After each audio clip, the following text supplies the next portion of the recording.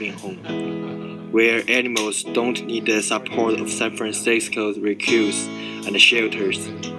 The SFSPCA is an independent, local nonprofit that receives no government funding and is not part of any national organization. We rely on your support. Come to join us.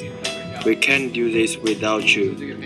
You can go to www.sfspca.org to donate or contact us 415-554-3000. In the great scheme of things, a minute isn't all that much. Unless you happen to have a stroke. All of a sudden, those minutes count. Minutes that could mean losing your ability to talk. Minutes that could mean losing your ability to walk. Talking, moving, walking, gone. Which is why, if you can get help in time, your stroke can be treated.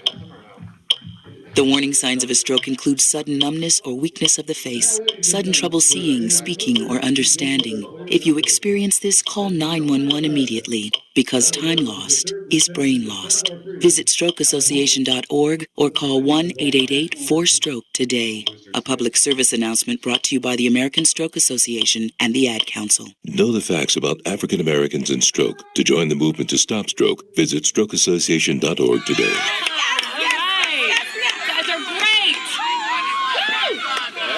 So, which one's yours? The one at bat. Strike two. Oh, that's okay, Chris. Only my kid could strike out in T-ball. Oh, run, Chris, go! Looks like he's having some trouble running. Oh, he's wandering way off the baseline. It's like he can't see. Oh my gosh, his helmet is too big. It's as big as a bucket. You know, I must have gotten him an adult one. What was I thinking? You're out! Oh. When safety equipment doesn't fit, it's game over. That goes for your kid, too. If they're too big for a car seat, that doesn't mean they're the right size for an adult safety belt. If they're under 4'9", they need a booster seat. It raises them up so the safety belt fits properly. And the right fit makes all the difference to their future. To learn more, visit www.boosterseat.gov. A public service announcement brought to you by the U.S. Department of Transportation and the Ad Council.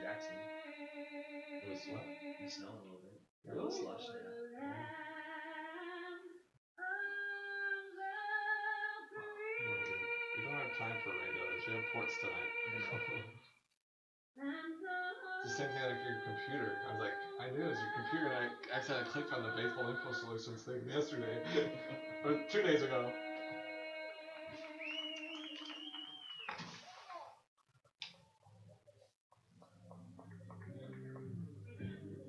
Welcome back to Klein Family Field as we get set for first pitch here this afternoon between the Pacific Tigers and the BYU Cougars. Paul Marston's along with Kevin Neindorf.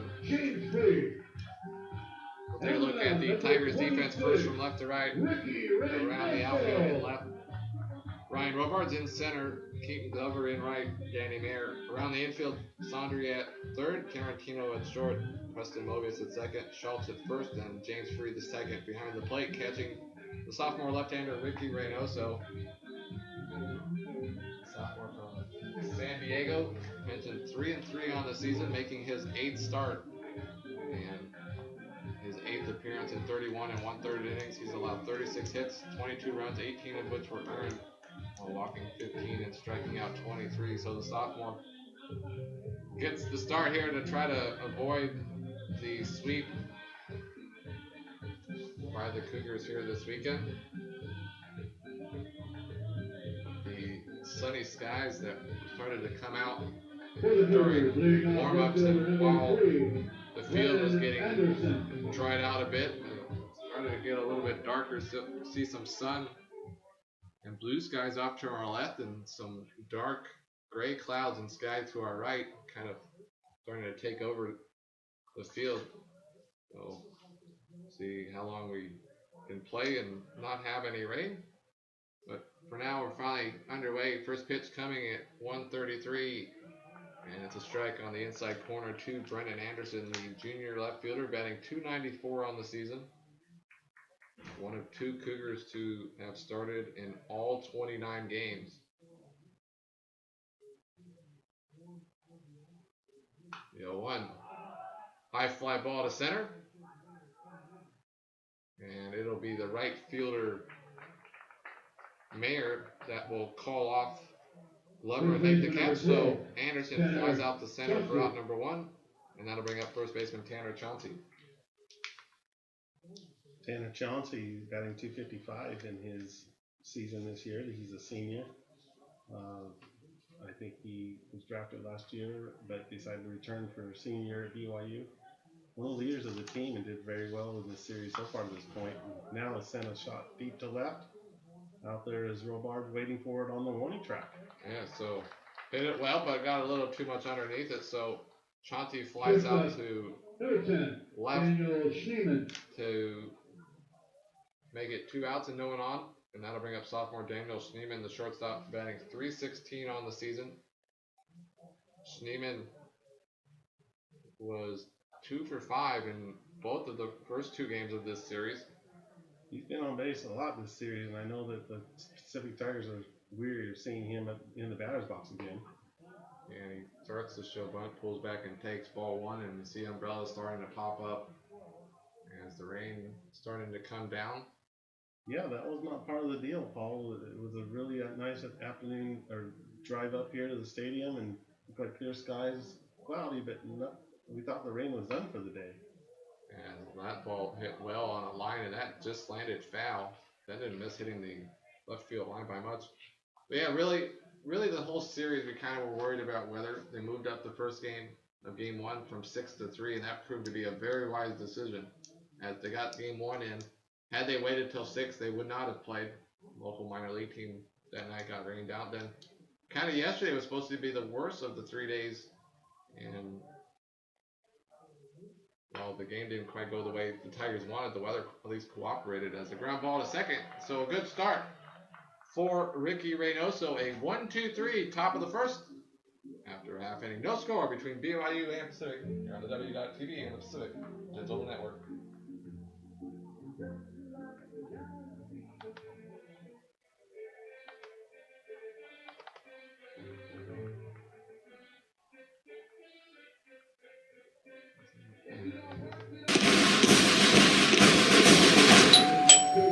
Hello, son. I'm Dean Rubin from college. Here to invite you to join us this fall. Me? You've always wanted to go to college, correct? Yeah. Well, here's that invitation you've been waiting for. Joey, out of bed. Wake up. You can't dream your way into college. There are actual steps you need to take. For all the steps, visit knowhowtogo.org. Brought to you by the American Council on Education, Lumina Foundation for Education, and the Ad Council.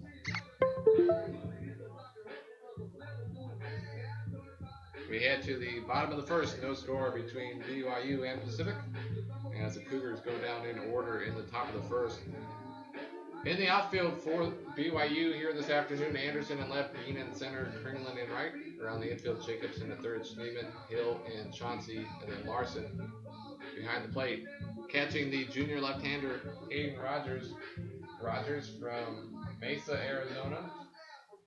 2-1 on the season, making his 6th start and 8th appearance. Just a 2.23 ERA. As in 40 and a third innings, he's allowed 36 hits, 12 runs, 10 of those were earned while walking 10 and striking out 21. So not a heavy strikeout pitcher. And he'll let the ball get put in play and let his defense go to work behind him, as the Tigers will have Kevin Sondry to lead off, the sophomore third baseman. Leading off third baseman, number 8, Kevin. 349 on the season. Kevin Sondry, he has been on fire. He's, as you know, Pacific fans know that he's on a 12-game hitting streak, and opposing teams in the WCC have struggled to get him out. And Sondry was 1 for 3 last night, 2 for 3 in game 1 as the first pitch. Sondry misses outside for ball 1.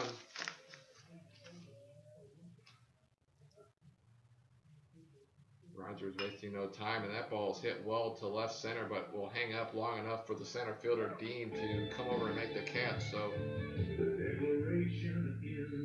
ball hit well, but Number 10. Hangs up long enough for Dean to make the catch. So 1 up, 1 down, and that'll bring up junior shortstop Matt Tarantino, making his 25th start of the season, batting .304. Well, as dark as those skies look out there, whoa, there goes the ball off the center field. Hit deep. And it's off the base of the warning track. Slowing down and cruising into center field is Tarantino. So first pitch swinging, that ball kept going. Really, the flags in right field not moving a whole lot. One of the three barely blowing out to left and now stands still. So that ball hit well in the gap in right center, landing along the warning track. So it went out double. Well, and Dean, on a regular day without a soaking wet outfield, would have got a better track on that. But he looked like he was in slow motion, but the ball was hit a line drive out to there, and there was no way he was going to catch that. Maybe on a dry field, maybe, but that was slow motion against a real hard hit ball. So a 1 out double, and up comes James Free the second as he takes a called strike. Free batting .326 on the season.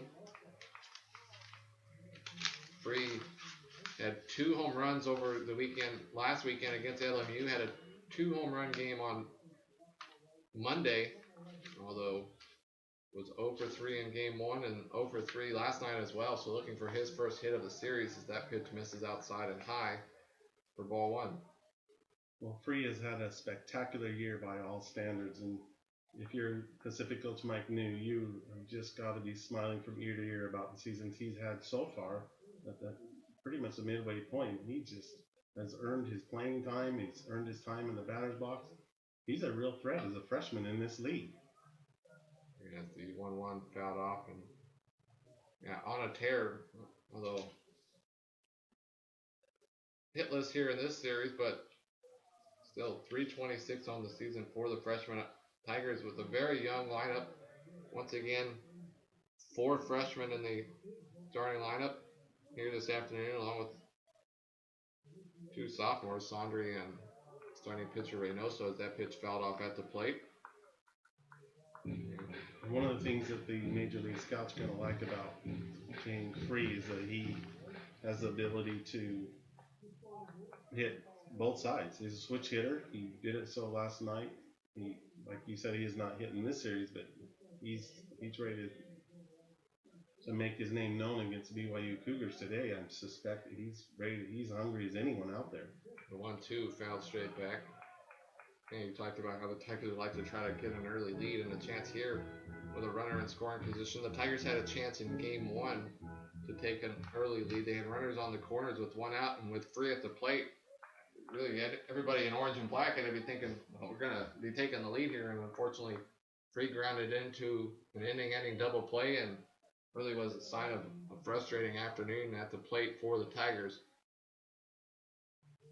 Checks on the runner at second, and the 1-2. That doesn't miss the outside corner by a whole lot for ball 2. Well, in game 2, he also had a position where 1 out, bases loaded, and he was caught looking on a strike, as a lot of the Tigers were last night. I believe they had 7 strikeouts caught looking in the batter's box. So I'm sure Mike New has told his team, you got to protect yourself up there with 2 strikes. Right now a 2-2 count. Tarantino, the runner at second, after a 1 out double to the warning track in right center. That pitch fouled off over the Cougars dugout, and you can see now to our right, it's back sunny and blue skies, and it's back gray in center and left. So perhaps the bad rain cloud, the one big rain cloud, is moving from right to left, and hopefully we'll be out of here in a few minutes. You're right, that left field look as dark as it can be, and right field is as sunny as California. Yeah, on one side you're going to have your umbrella, the other side you need your sunscreen. As a throw the second, and the second baseman Hill sneaking back in, trying to get Tarantino. Tigers not a team that steal many bases. Tarantino does have 2 stolen bases on the season in 4 attempts. That's certainly not the case here. You would think they'll try to steal the 2-2 once again. High fly ball to left. Anderson now will take a few steps in, settle under, and make the catch for out number 2. So after a lengthy battle, Free flies out to left for out number 2, and that'll bring up senior right fielder Danny Mayer. The Tiger right fielder, number 34, Danny Mayer. Mayer has played and started in all but 2 games for the Tigers this season. The senior batting .208, 7 home runs, 17 RBIs. Certainly a big power threat, although not quite the average. I'm sure that Danny Mayer was expecting for his senior season. First pitch swinging, high fly ball to left center once again. Looks like it'll be Anderson, the left fielder, and will settle under and make the catch for out number 3. So the Tigers get a 1-out double, but do not score. We're through an inning. Scoreless here from Time Travel Field on the W.C. Located near the Dirt Flame Hot Spot area down the right field line. Everybody needs clean water, especially Ariel, the Little Mermaid, and all her friends under the sea. Flounder, hurry up! And no matter where you live, what you do above the ocean affects all the living creatures below it. Scuttle, look what we found! Human stuff, huh? To keep our oceans clean, recycle and dispose of trash properly. Isn't it fantastic? To learn what you can do, go to keepoceansclean.org. This has been a message from Environmental Defense, the National Marine Sanctuary Foundation, NOAA, and the Ad Council. Lincoln Center. Nothing but cakes. The Scholarshare Tiger Pack is back for just $40. You can grab 4 tickets, 4 hot dogs, and 4 sodas to any Pacific baseball game. It's the best value in town. For more information about the Scholarshare Tiger Pack, head online to pacifictigers.com/Tiger Pack. So, through an inning, scoreless between Pacific and BYU. Thank you once again for your support. Reynoso back on the mound for the Tigers. Reynoso, 1-2-3, top of the first. And the Cougars here will have the 4-5-6 part of their order due up Kringlen, Larson, and Shaver. Well, this is what we talked about last night, is the issue that the Tigers have had in the second inning in terms of number of runs in all the games this year thus far. The second inning has been the one they've given up the most number of runs at 52. That's incredibly high. And anytime the meat of the lineup comes up against your pitcher, this is the test. This is the first real test of the day. Is if they can get through the second inning without the opposing team scoring an average of 2 per second inning. And once again, first pitch swinging, Kringlen flies out to left. So we've seen the Cougars aggressively, really both teams being aggressive, attacking that first pitch. You're right.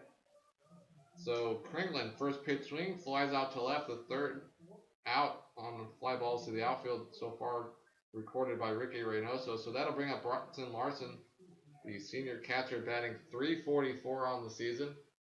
And he takes ball 1. Larson, 6 home runs, 32 runs batted in. Vincent Larson had the big grand slam home run in the game on Thursday. 1-0, 1 hopper to third. Throw to first, and plenty of time from Sondry. So 2 up, 2 down here in the second. And Larson's retired 5-3. Designated hitter number 35, Colton Shaver. With 2 outs and no one on, that'll bring up DH Colton Shaver, the junior, batting .255 on the season.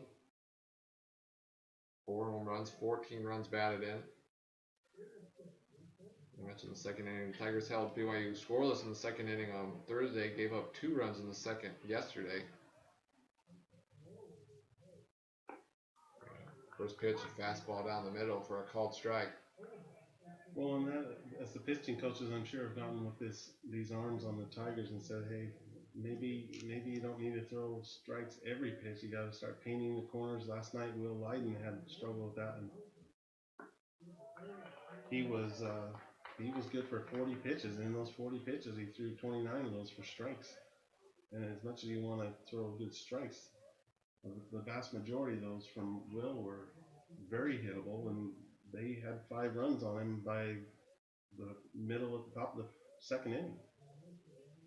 The 0-2 in the dirt, ball one, and or especially if the way this game started, if they're going to be aggressive swinging on those first pitches, don't try to get ahead with the first pitch fastball down the middle. Instead, throw it out and make them chase. Absolutely. So the 0-2 was not chased. Now the 1-2 from Reynoso to Shaver. And it's a swing and a miss. The first strikeout of the afternoon for Ricky Reynoso. Another 1-2-3 inning. After an inning and a half, we're scoreless here between BYU and Pacific. Stop on the back of your ticket. For the nearest location, or to order on wingstop.com. Some look up to the man of steel, and others follow the lines in the web. But I look up to my real-life icon, my dad, and calling him anything less than great would be misguided. In his warm arms, I confided all of my fears. And as my time to rear others grows near, I'm reminded that women marry men just like their fathers. And I hope that's true. Anything less, might as well not even bother. A message from the National Fatherhood Initiative, the Ad Council, and this radio station. Visit fatherhood.org for more information. Have you been a dad today?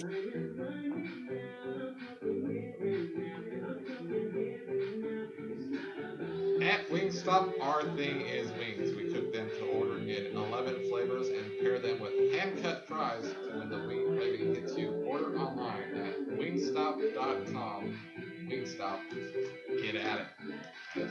We head to the bottom of the second inning, and the sun's starting to come back and shines even brighter. And right now, Ricky Reynoso has shined through 2 innings, 6 up, 6 down. That's amazing. That's just last night. By this time last night, there were 5 runs on the board, and Pacific had its 1 in the bottom of the first and didn't score again. So we had 6 runs by this point just last night.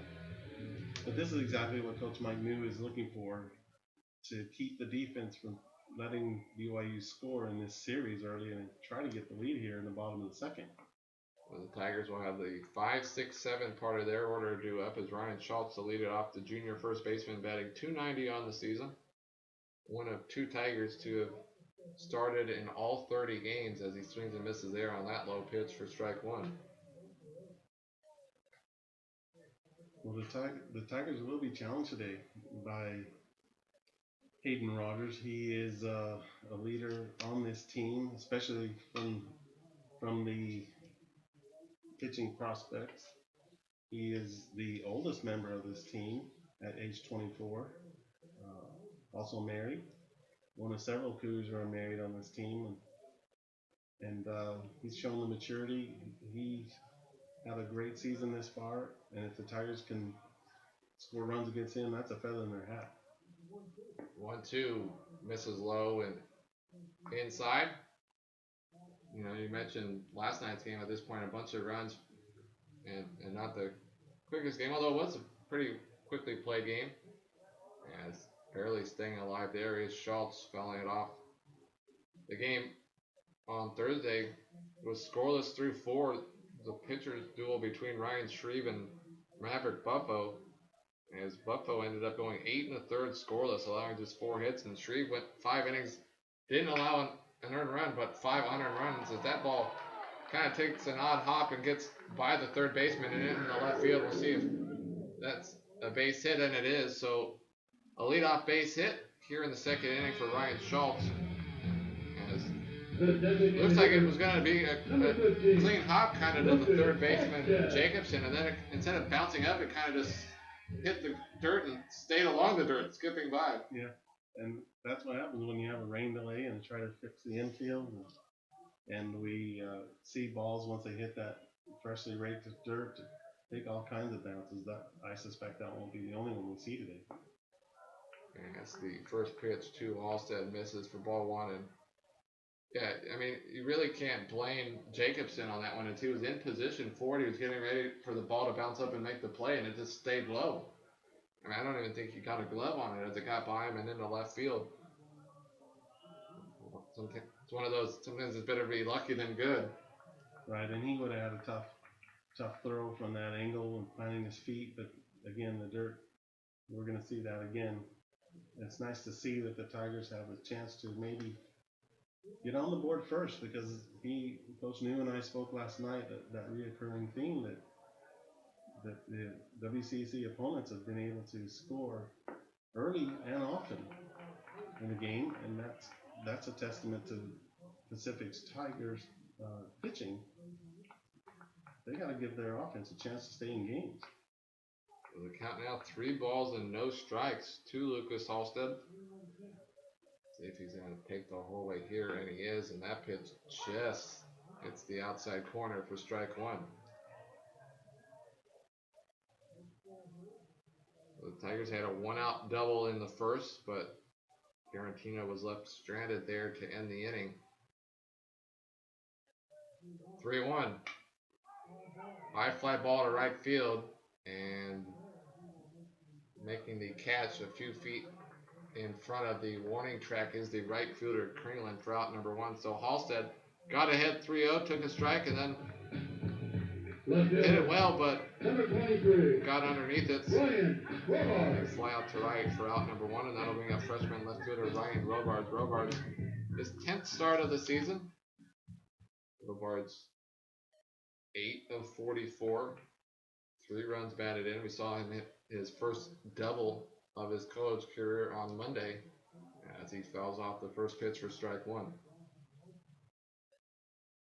Not to berate the point, but in the first 3 innings, the Tigers have been outscored by an 87-41 margin, which whenever you're always digging yourself out of a hole offensively, you seem to kind of press the things. You feel like you got to swing at more of the pitches that end up being bad pitches to swing at. And the pressure has got to be put on the other team.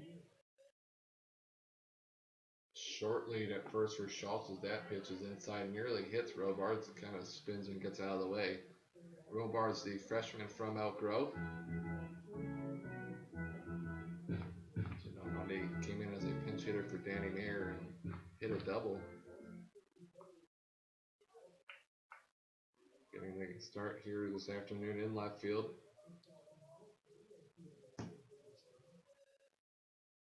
1-1. Ground ball, base hit in the gap between third and short.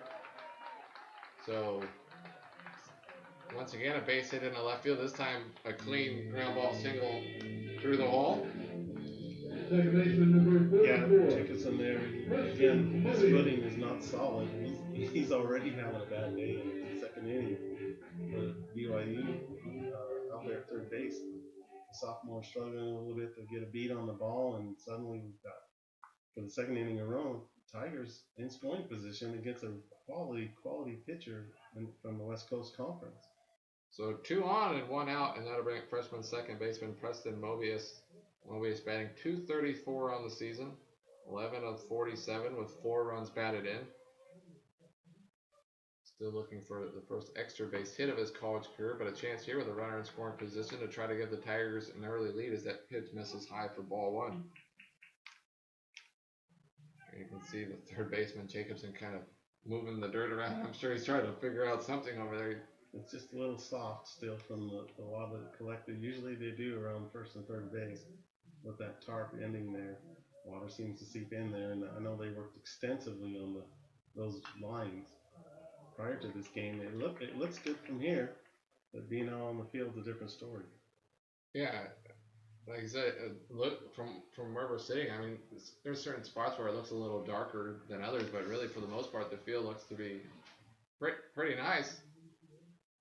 Once you look in the foul territory along the Cougars side, you see some puddles in the dirt, but just glad to get this final game of the series in and get all 3 in after. I really wondered if we were going to get more than 1 game in this weekend, and looking like we're going to get all 3 as the count goes to 1 ball and 2 strikes. Well, I'm with you, considering the doom and gloom that was projected on Wednesday's weathermen about what was going to happen Thursday, Friday, Saturday. I thought that maybe all 3 of these, many of them would get played. 2 on, a 1-2 count here.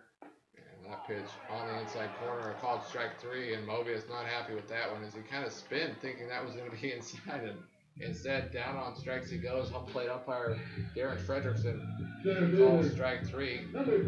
Sid Aguilar and Bradley Hungerford, the other umpires here this afternoon. So down on strikes goes Mobius, the first strikeout of the afternoon for Hayden Rogers. And it's now 2 on and 2 outs for freshman center fielder Keaton Glover. Glover, 167 on the season as he swings and misses there for strike 1.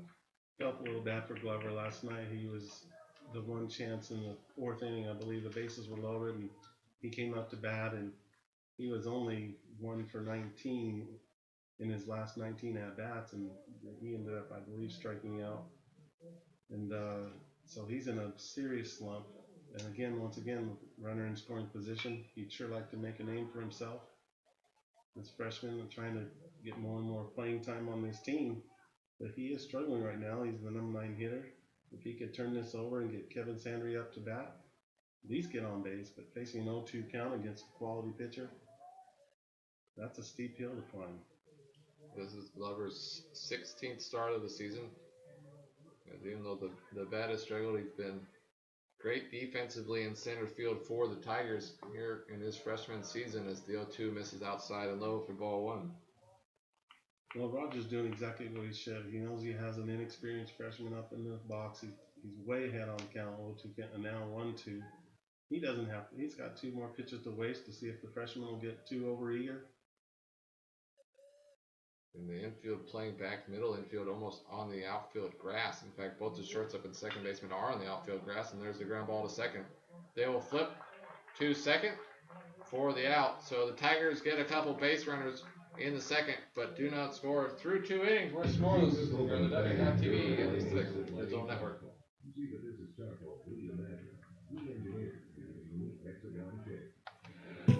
Thousands of cats and dogs each year are housed in animal shelters.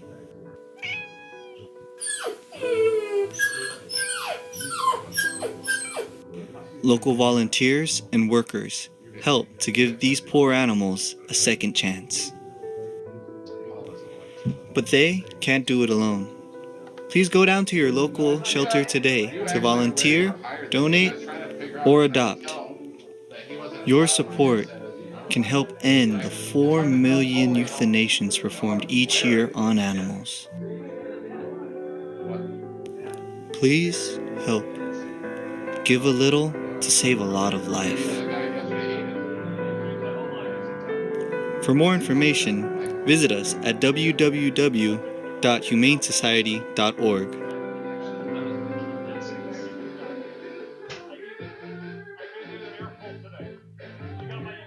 We head to the 3rd inning here from Klein Family Field.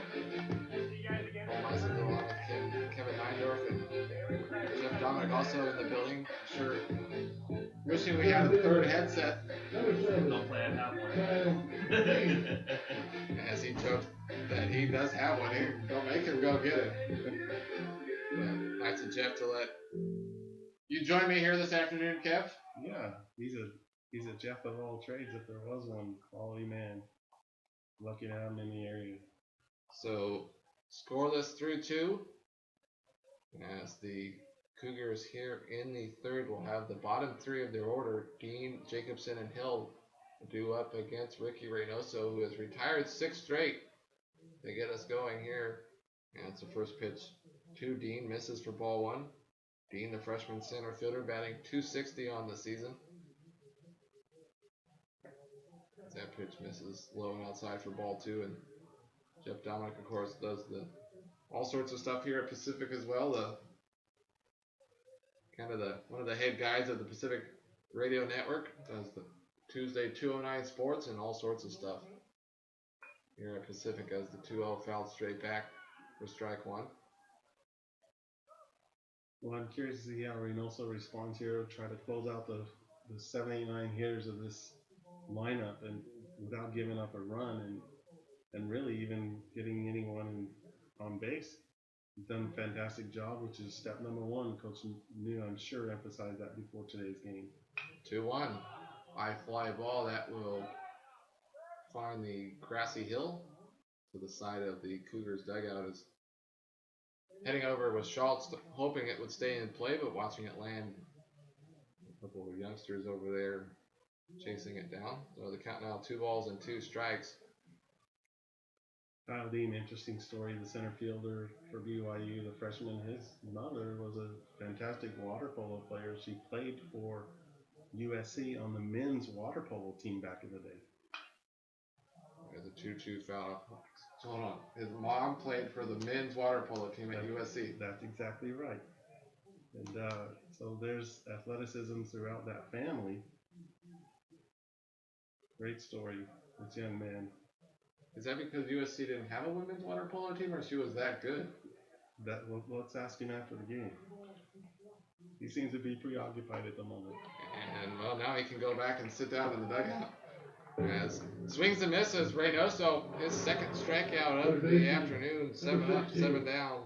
Casey Jacobson. For Ricky Reynoso, as that'll bring up sophomore third baseman Casey Jacobson. Jacobson, just his 9th start of the season.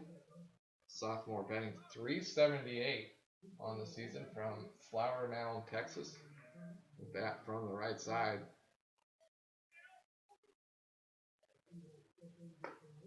First pitch, swing and a miss. He chased that pitch. That would look to be a little bit outside. Reynoso doing exactly what he should. And, you know, as much as you encourage pitchers to throw strikes, sometimes you don't want to throw them and get what you just got. Maybe they're going to start swinging at some of these balls that are not right down the middle anymore. You know, once again, kind of a similar location. And now ahead, no balls and 2 strikes. And we've seen through this first time through the order, BYU being aggressive early on in the counts. It's not a bad thing to pitch outside, and they're going to swing, make them do so at pitches out of the strike zone.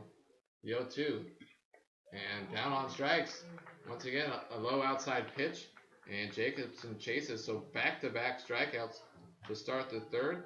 It's now 3 strikeouts in a row for Ricky Reynoso, as that'll bring up sophomore second baseman Noah Hill, making just his 3rd start of the season, batting .300, 3 of 10 with a double coming in game 1 of this series. Noah, the most inexperienced member of this lineup today for the BYU Cougars, sends one out to the gap in right center. And fantastic grab out there by Danny Mayer. Deep in, that's a highlight of the year. Yeah, that's a play I think we can put an exclamation mark by, and perhaps a top play Tuesday candidate there to end the top of the 3rd. So 9 up, 9 down for Ricky Reynoso. We're through 2.5 scoreless between BYU and Pacific on the W.TV and the Pacific Digital Network. One lucky fan will win a coupon for a free Rita's Italian regular Italian item. In addition, everyone in that row will receive a buy one get one free coupon. Statistics show that there are more than 500,000 homeless people in the United States. 500,000 who will not have a roof over their heads, not have a warm bed to fall asleep in, and not know where their next meal will come from. Over 2,000 of them live in our backyard of the greater Stockton area in San Joaquin County. Few are aware of their struggles. The Pi Kappa Alpha fraternity at the University of the Pacific and Stockton Mayor Michael Tubbs will be holding a homelessness awareness event from April 12th through the 14th. During this time, the men of Pike will be experiencing the life of a homeless person by sleeping outdoors, only receiving food by donation, and raising money for local shelters and food banks. Mayor Tubbs will be speaking to the school and addressing this issue of homelessness in Stockton. Donations can be made to Pike's Hit of Reality through check, cash, and card. Every dollar raised will go back into your Stockton community so that someone will know that they won't be falling asleep hungry tonight. This message is brought to you by the Pi Kappa Alpha fraternity, Kappa Nu chapter, and Pacific Tiger Radio. We head to the bottom of the 3rd inning here at Pacific. No score as the Tigers will have the 1-2-3 part of their order due up. Sandri, Tarantino, and Free against Hayden Rogers, who threw 2 innings, has allowed 3 hits. And no walks and striking out 1. And Sandri looking at the home plate umpire saying, I was hit by the pitch, and the home plate umpire disagrees. Sandri comes back and doesn't look to be happy. So just ball 1. Well, this same thing happened last night where I don't recall which batter it was from the Tigers lineup tried to get the same thing with a pitch in the dirt. neither one of them is going to convince the home plate umpire. And so, after thinking that he was hit by a pitch instead, he ends up grounding out 6-3 for out number 1. Yeah, and he's going to go back into his dugout, point to his leg, and show it over to teammates. Look, I got hit right here. I got hit right here.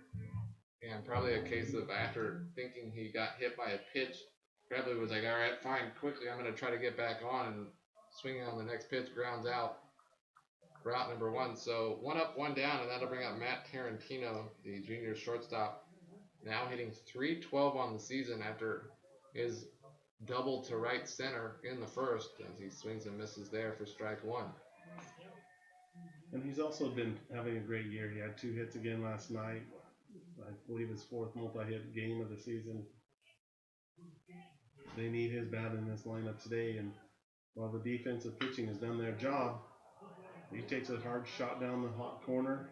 Yeah, and a nice play there made by Jacobson. So after a tough second inning for Jacobson over there at third, he does a nice job there as that ball was hit pretty well and looked like it might be down the line and into the corner for extra bases. Instead, Jacobson, a nice backhanded play and a strong throw to first for out number 2. So 2 up, 2 down as Tarantino retired for the first time here this afternoon, 5-3. And that'll bring up James Free. 0 for 1, flew out to left in his first at-bat. Well, it was Tarantino hit that line for a double back in the first inning past Jacobson. This time Jacobson won the battle. So instead of standing on second, Jacobson nice dive to his right to the third base line, picked up the ball and threw it to first. And now Free behind the count, no balls and 2 strikes as he swings through that one. And once again, the sun is now in center and left, and the right is back dark once again. I guess it's kind of a moving system through in and out, perhaps. 2 more sprinkles to come, and right now flying along here in the bottom of the third, no score. BYU still without a hit. Tigers with 3 so far, as looking to check his swing, and doing so is Free for ball 2.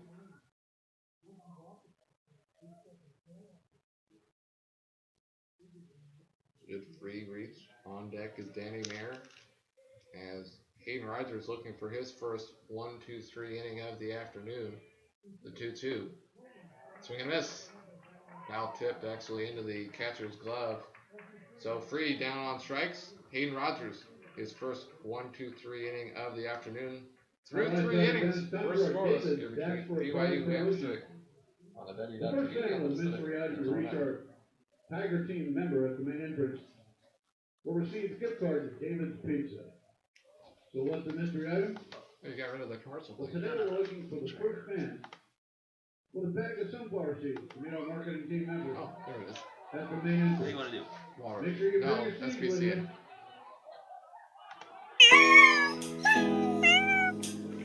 San Francisco SPCA, a non-profit animals shelter which is to save and protect animals, provide care and treatment. In 2015, the leave release rate for the entire city of San Francisco reached 93%. We imagine a community where every animal has a loving home, where animals don't need the support of San Francisco's recruits and shelters.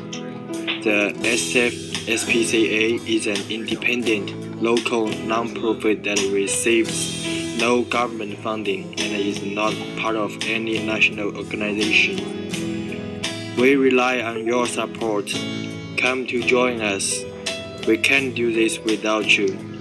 You can go to www.sfspca.org to donate or contact us 415-554-3000. Located at Pacific Avenue, Benjamin Holt, less than 15 minutes from the University of the Pacific. Visit LincolnCenterShop.com for a list of stores that offer a discount to all UOP students. Lincoln Center, always in style. As we head to the 4th, top of the order due up for the Cougars, Anderson, Chauncey, and Schneeman against Ricky Reynoso, who has gone 9 up, 9 down through the first 3 as the first pitch to Anderson misses inside for ball 1. great start for the Tigers. Actually, both teams, but Reynoso doing fantastic, using his repertoire of pitches. But he's got to be careful. He cannot let Anderson on base. He's 3 for 4 in stolen bases attempts this year, as good leadoff hitters are. Nice challenge, second time through the lineup for Reynoso. The 2-0. That misses low and inside for ball 3. You mentioned the old second or third time through the lineup when batters getting their second and third look at somebody. Often the time when pitchers run into some trouble. And right now a 3-0 pitch to Anderson. And taking the whole way there, a called strike. Anderson has only walked 9 times on the season. Kind of would expect more from your leadoff hitter, although Sondry for Pacific has only walked 8 times. 3-1, and there's the 10th walk of the season for Brendan Anderson. So a leadoff walk here in the 4th, and BYU gets their first base runner of the afternoon, and that'll bring up first baseman Tanner Chauncey. Also says Anderson is 3 for 4 on the bases in terms of stealing, but on today's surface, I'm not sure they're going to get the kick they need, the grip on those cleats to get to second base. I'd be a little surprised if they started swiping bases on a day like this. Chauncey was 1 for 5 in each of the first 2 games of the series. Now a 7-game hitting streak, hitting .252 on the season as he takes ball 1. And he was drafted last year, 35th round by the Dodgers. He's a Las Vegas native. I'm sure that Dodgers were on his radar growing up. That was probably a big thrill for him, and maybe a little difficult to come back for a senior year to improve his standing in the draft. He'll be drafted again this year. Well, you said what round? 30 something? 35th round. Little different than if it were a 3rd round pick. The 1-0 misses high. So Reynoso did throw over to first to check on Anderson, who's 3 for 4 on stolen bases this season. So through the first 3 innings, it was 9 up, 9 down, but some control issues here to start the 3rd walk. Anderson on 5 pitches, now behind 2-0. And a called strike to Chauncey. Well, he looked over to his third base coach there to say, kind of shrug his shoulders like, you told me to take it. And there it was. I'm not sure that he'll be given a red light here in the batter's box right now. Reynoso's got to make a quality pitch, maybe come inside. That is a nice pitch. Fastball at the knees for a called strike. So back-to-back strikes by Reynoso, who through 3 innings has struck out 3. I think he struck out 3 in a row on a lot of the second and then the first 2 outs of the 3rd. Reynoso looks over at first and now will throw, and they've got him in a rundown, and that's going to be an E1. Well as he's been pitching today, that was about as bad as it can get in terms of a throw over to first base. He threw that ball so down toward the ground it hit in the grass before it even got to the first baseman, and nothing at all that Schultz could do with that. Yeah, so Anderson looked like he was taking off on first move, and he was picked off, but instead it's now a runner on 3rd and no outs, so a stolen base. Right now it says advanced on a throwing error, failed pickoff attempt. I believe they'll have to go back and change that to a stolen base. Either way, there's the first base hit of the afternoon for the Cougars, and it's 1-0 as Anderson comes in to score. So the leadoff walk, then an error, and the first hit number 10 of the afternoon for the Cougars. Chauncey now a 8-game hitting streak, driving in his 10th RBI on the season. And that'll bring up Daniel Schneemann, the sophomore shortstop, who grounded out to short in his first at-bat. Well, what an unfortunate turn of events for the Tigers and Reynoso. I mean, now you wonder what's between the ears. Can he get past that? Can he get past the error he just cost his team and allow his first hit of the game, which turned into a 1-run deficit in a matter of literally 3 pitches? So the Tigers now lead, or excuse me, the Cougars now lead 1-0. That pitch misses outside for ball one. Chauncey, not real threat to score. He's only had 2 attempts. He's been successful once. And again, I'm a little surprised that he was even given the green light to steal on that surface. He got a great jump, but you can see him kicking up that dirt with his cleats. It's not real solid underneath those shoes. So it's fouled off out of play. Count now 1 ball and 1 strike. And we got some umbrellas coming out again. We're getting a couple of showers. If it is, it's sprinkles. Yeah. Move over a couple sections to your right where it might be dry. Ground ball to second. Nice play. The throw to second for 1. The throw to first not in time, but a great play there by Mobius at second. That was outstanding. He ended up having to throw that from his knees, falling on his rear end, and it was an accurate throw to second. They almost got sneaking out at first. So the fielder's choice 4-6 for out number 1, and that'll bring up Keaton Kringland, the right fielder, who is 0 for 1, lined out to left field in his first at bat.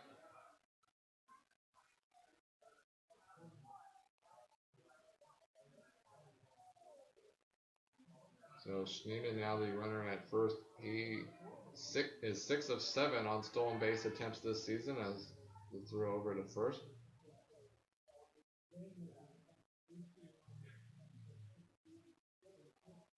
Kringland batting .336 on the season. 5 home runs, 33 runs batted in.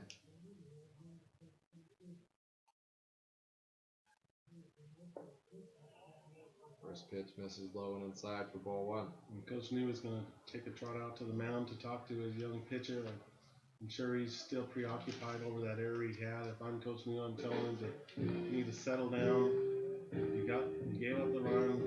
We need to score anyway if we're going to win this game. And he's talking to him specifically about the runner at first base, and specifically to him saying, you know what, he's probably not going anywhere. You can check on him, but worry about the batter at the plate. Get your double play ball, keep the ball low. He's really frustrated over something regarding that first base runner, and I suspect that's what it is. Worry about the batter at the plate. Get your ground ball, get into a double play, and get yourself out of the inning.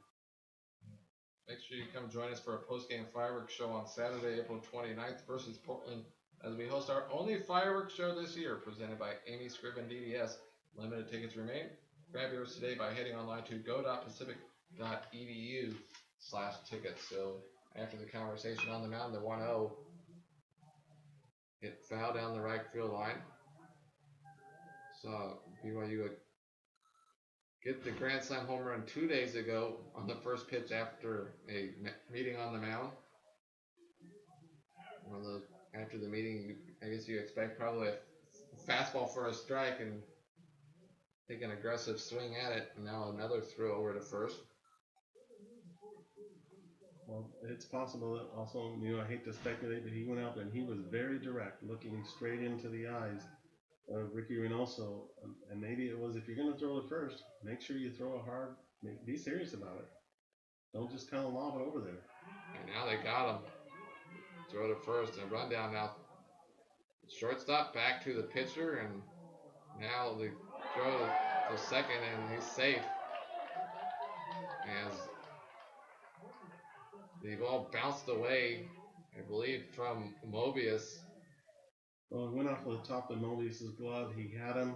He was trying to do 2 things at the same time, keep his eye on the runner, and grab the ball with his glove, and he kind of brought his glove a little bit down too soon, and the ball went right off the top of his glove. And sure enough, the BYU Cougars have a runner in scoring position on an error, that hopefully won't turn into another run for the Tigers, but they've had the chances to shut this team down and still be a scoreless game. So the second error of the inning, both on really failed pickoff attempts. The one, the bad throw from Reynoso, and then there, unable to hold on to the ball and make the tag is Mobius. So 2 errors in the inning. Now the 1-2, or before the 1-2, Reynoso will spin and look back, Schneemann back to second, and certainly between his own error earlier and now that error, I'm sure the base runner is in his head. The base runner is in his head. You're exactly right. There's a lot of things going on in his head right now, and you've got to focus on that batter. You've got a head in the count, 1 and 2. The guy's going to be at second base after this pitch either way. If you make the quality pitch. And off on the pitch is Schneemann. High fly ball to right, and making the catch is Mayer, and Schneemann will have to hustle back to second. So Schneemann was trying to steal third. The catcher, number 14, Bronson Larson. Kringlen puts it in play, flies out to right for out number 2. So 2 up, or 2 down, I should say, and a runner on second for catcher Bronson Larson. Larson 0 for 1 on the afternoon, grounded out to third in his first at bat. Well, I like the aggressiveness of BYU coach Mike Littlewood to decide to go 1 and 2 against him, his batter, to go for a hit and run, put the ball in play, and make the Tigers make the play. Because in this inning so far, they have not been able to make that play. The first pitch to Larson misses for ball 1. So Larson, 32 runs batted in on the season, second best on the team behind Kringlen. 1-0 misses outside. Reynoso's walk just 1, but that walk started the inning. And the stolen base and an error, followed by the first hit of the afternoon for the Cougars. As it 1-0 BYU here in the 4th. It's interesting seeing the Tigers on their dugout looking at this situation very, very intently. They do not want to be losing this game and be swept again for the third time by a West Coast Conference opponent. They know how critical that run is to keep him at second base. With a 3-0 count, it's not going to hurt you to walk this batter. High fly ball to shallow center. Glover will come up and make the catch. A little excitement there on the catch. Shaky. To end the inning. But BYU gets their first hit of the afternoon through 3.5 innings. Cougars now lead the Tigers 1-0 here in Be sure to pick up the Scholarship Tiger 4-pack for the next home game. For just $40, you get 4 tickets, 4 hot dogs, and 4 sodas. Visit PacificTigers.com/TigerFest. In 2015, California entered one of the worst droughts in state history. The LA Times reported that snowpack would only meet 5% of California's needs, and every resident in the state would have to cut back on water usage by 35% to meet the bare minimum requirements for sustainable reserves. The reservoirs were running dry, and time was running out. In a stunning turn of events, 2016 saw what many called the storm of the century hit California. Over the course of 2 weeks, the storm dropped enough water to make up for much of the drought in the previous year. The citizens became complacent. Individuals stopped switching to drought-resistant lawns. They stopped shortening their showers. They kept the water running while they brushed their teeth. This last week, however, California saw one of its largest reserves devastated. The Oroville Dam began to have issues, and though it did not completely collapse, it began leaking 100,000 cubic feet of water per second. This is a wake-up call. The war is not over. The degrading of California's infrastructure combined with overusage of water could culminate in millions going without the basic needs for life. Do your part. Conserve water. Contact your legislators to let them know you're keeping your eyes on our water infrastructure, and you expect them to as well.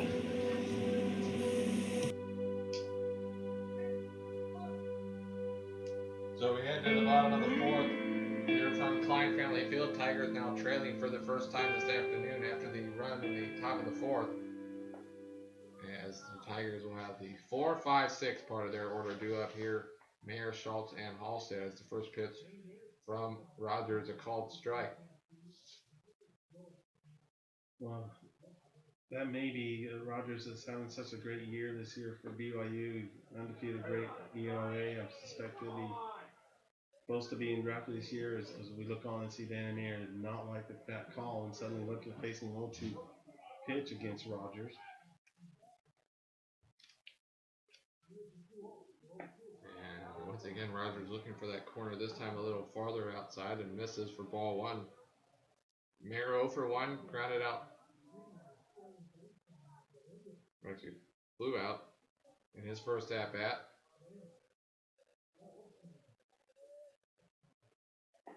1-2 on the inside corners for strike 3. So Mayer, once again on that pitch, didn't look happy as well.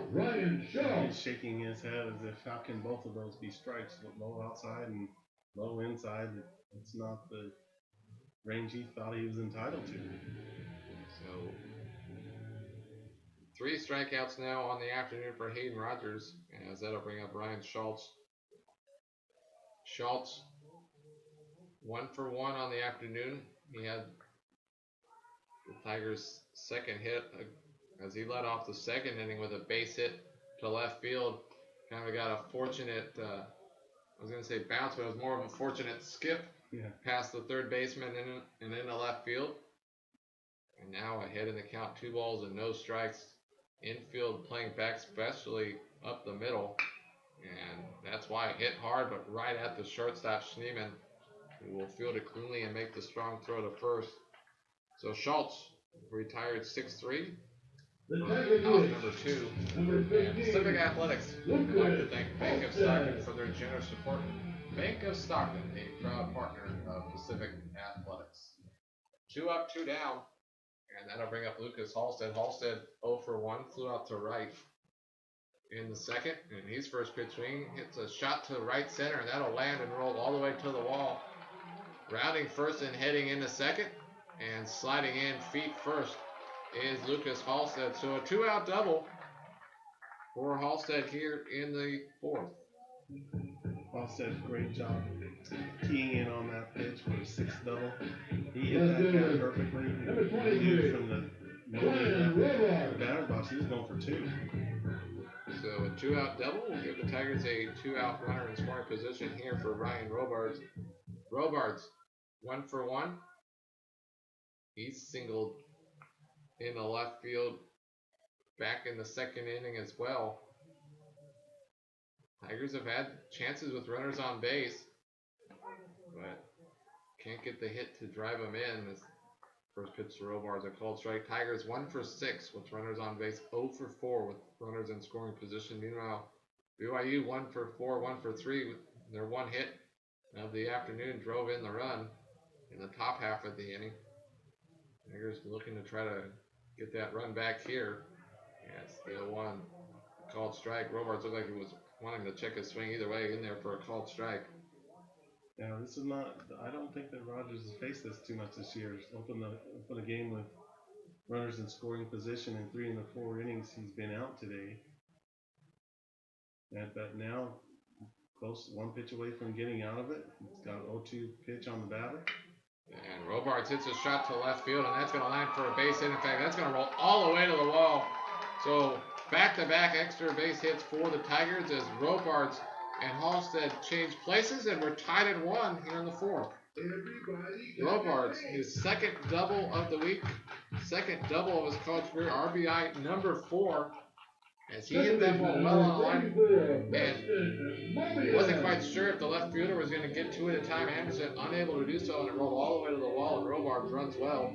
An easy 2-out double for Robards to tie things up. And I was just saying that Rogers was 1 pitch away from getting out of the inning, but at the same time, Tigers were 1 pitch away from tying it up, which they did. I'm a little shocked that Anderson out there in left field didn't get to that ball, but it was a testament to show how hard that was, how hard a hit ball that was by Robards to the gap. Yeah, and even if Anderson had got to it, perhaps they hold Robards to a long single. Either way, that runner from second was going to score to tie it up. So we're tied at 1 here in the 4th, as up comes Preston Mobius. Mobius 0 for 1 on the afternoon, batting .229 on the season. And now And a 1-2 holds. He swings and misses there. Great job by Robards. 0-2 count to get a hold of that ball. He must have been looking for that fastball, and he put exactly what he's supposed to do with it. I'm just stunned at how fast that ball got to the fence. I mean, you look at a line drive in the dictionary, and you got a picture of what just happened. 1-1, fouled off into the net. Before the back-to-back doubles, Rogers had retired 6 straight with the last out in the second and a 1-2-3 third.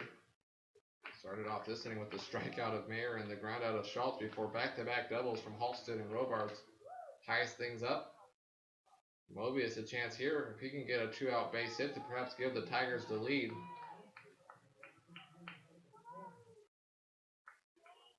Rogers peeking back at Robards and now fires, and that 1-2 misses high and inside for ball 2. Well, I don't know that have to look it up if Rogers has ever been behind in a game, but he's one pitch away from being down to the Tigers, who are really struggling this year in the West Coast Conference.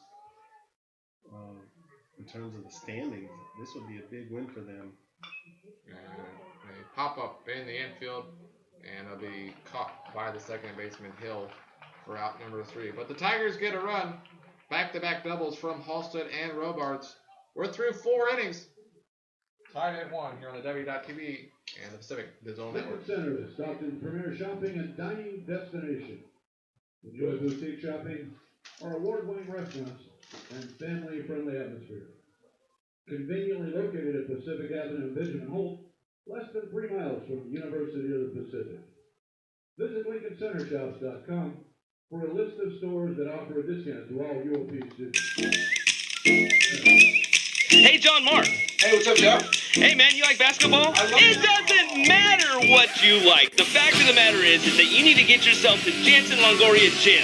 Jeff, calm down. That club knows to get a little big right there, buddy. But all you guys got to know is that Tiger Radio is putting on a 3-on-3 basketball tournament, April 29th, 12 to 6. Where is it, Jeff?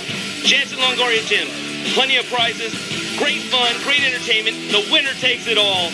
You know it. Know your role and get yourself down. Right here, you can always sign up on TigerRadio.net. So, get at it. Oh, hell yeah!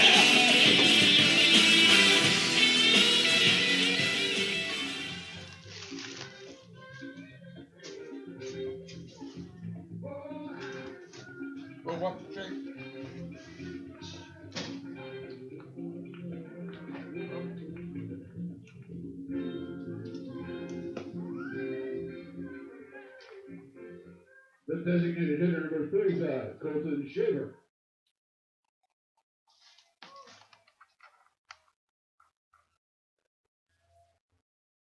We head to the 5th inning, all tied at 1 here between BYU and Pacific.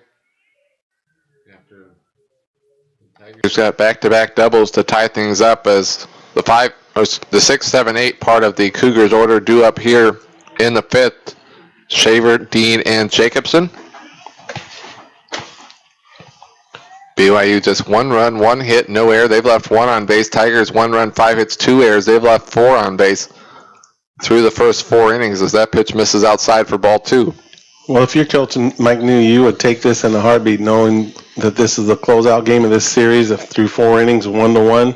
What he doesn't want to see is those glaring 2 errors up there that led directly to BYU's run. The Tigers have outplayed BYU to this point through 4 innings. Yeah, see 2-0, swing and a miss.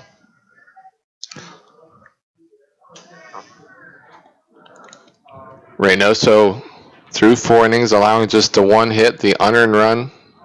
44 pitches through 4 innings, so certainly on pace to pitch for a while here this afternoon as that pitch fouled off out of play. Well, this is the second game we've seen that Reynoso's had here at Glendive Family Field that's been a quality start, and Mike New has got to be really, really happy with what he's seen from his sophomore. 2-2, fouled straight back. Shaver had the big hit 2 days ago, the Grand Slam home run. 0 for 1 here this afternoon.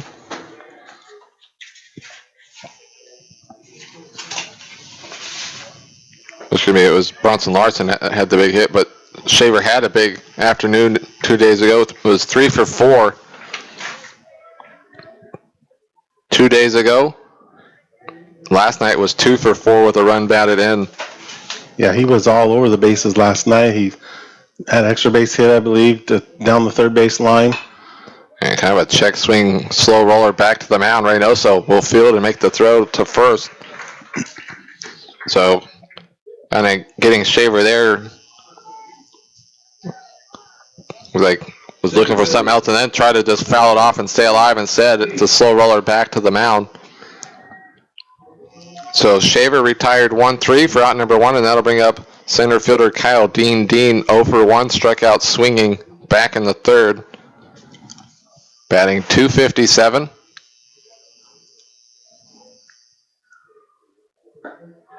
As the first pitch misses low for ball 1.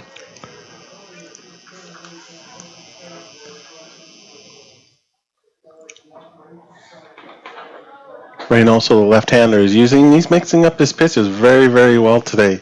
He's got the Cougars guessing. He's attacking the strike zone when he absolutely has to. He's kind of fishing like he did there again. He fished low in the first pitch, a little bit high that second one. But credit to Dean, who's had a good eye in this series against Pacific. The 2-0, and that misses high as well for ball 3. Well, Ricky didn't like that call, and he kind of jolted his head a little bit like, come on. That one was there. And Reynoso's only walked one batter on the afternoon. That was the leadoff batter in the fourth that would come around and score. That's the 3-0, a called strike. Really, the leadoff walk comes around and scores, helped by a couple Tigers errors. And that, not much has gone poorly for the Tigers. They've really been playing well here this afternoon, but just tied at 1.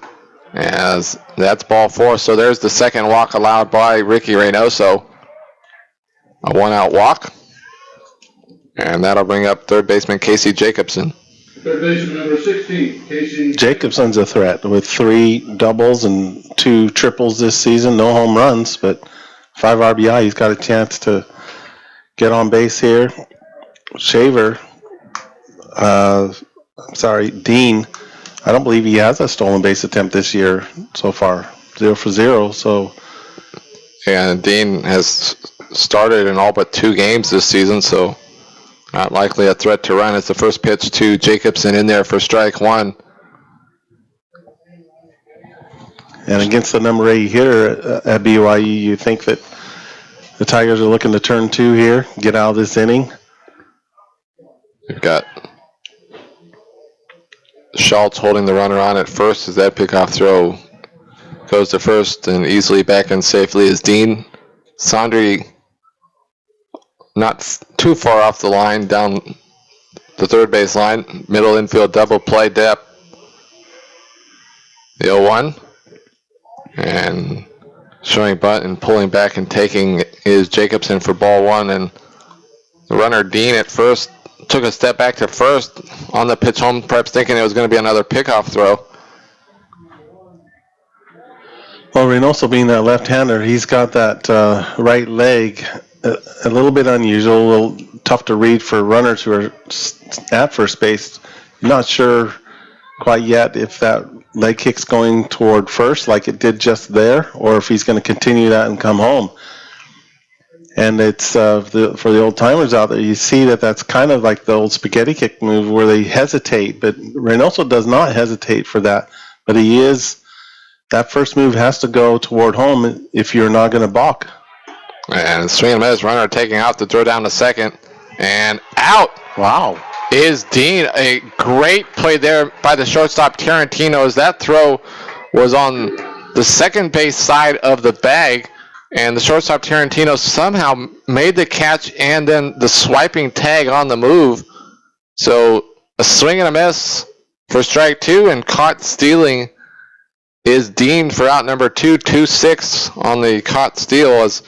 As really a failed hit and run as Jacobson swinging on a pitch way outside, and now the 1-2 bounce foul near the third base coaching box. Field umpire Sid Aguilar saw something in there. I was surprised that he got the tag on him. To be honest with you, Tarantino, I'm not sure he was that close to him, but Aguilar certainly saw it and made the call. Dean couldn't believe it. He thought he was in safe. The 1-2, once again, that one well outside for ball 2, and perhaps it looked like the runner was past Tarantino, but obviously Tarantino, the sweep tag must have got him in the back before the foot got the bag. Well, you can't tell me the Tigers are not into this game. Every one of those guys at the railing was cheering, and they knew how important that was to keep that runner from scoring. And the 2-2 misses high, nearly hits Jacobson for ball 3. Of course, BYU also all on the top step. Nowadays, why didn't you even need a bench in the dugouts, right? Doesn't get used very often. Can maybe just have one chair, might be enough. The full count. Pitch, foul off towards the Cougars on deck circle. Well, I just like that the Tigers are into this game. You've seen Pacific Tiger teams in the past who have struggled in conference play that, at this point may have thought, it's too big a hole to get out of. But Coach New has his players tuned into this game. And it's a 3-2, a two-hopper to Sondry at third. The throw to first in time for out number 3. So BYU gets a base runner, but do not score through 4.5 innings. We're tied at 1 here on the W.TV and the Pacific Digital Network.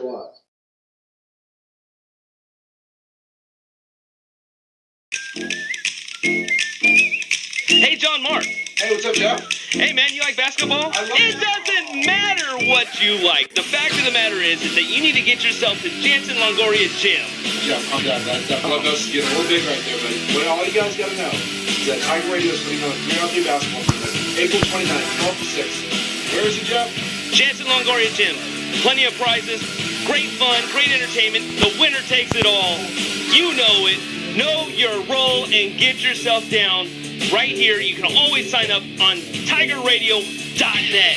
So, get at it. Oh, hell yeah!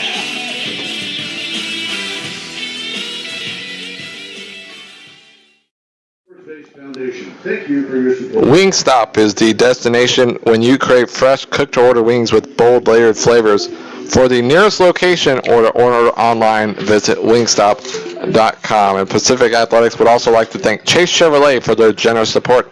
Chase Chevrolet, a proud partner of Pacific Athletics. So we headed to the fifth, the bottom of the fifth, all tied at 1. The Tigers are favored. Number 4, Even Weather. Tigers will have the 9-1-2 part of their order due up here against Hayden Rogers.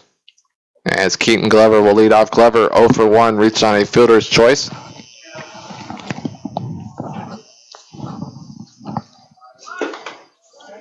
The first pitch misses low, and Glover started to show bunt, and the third baseman Jacobson started to come charging in. See here if Glover tries to take advantage of that hole on the left side as he fouls off the 1-0 pitch.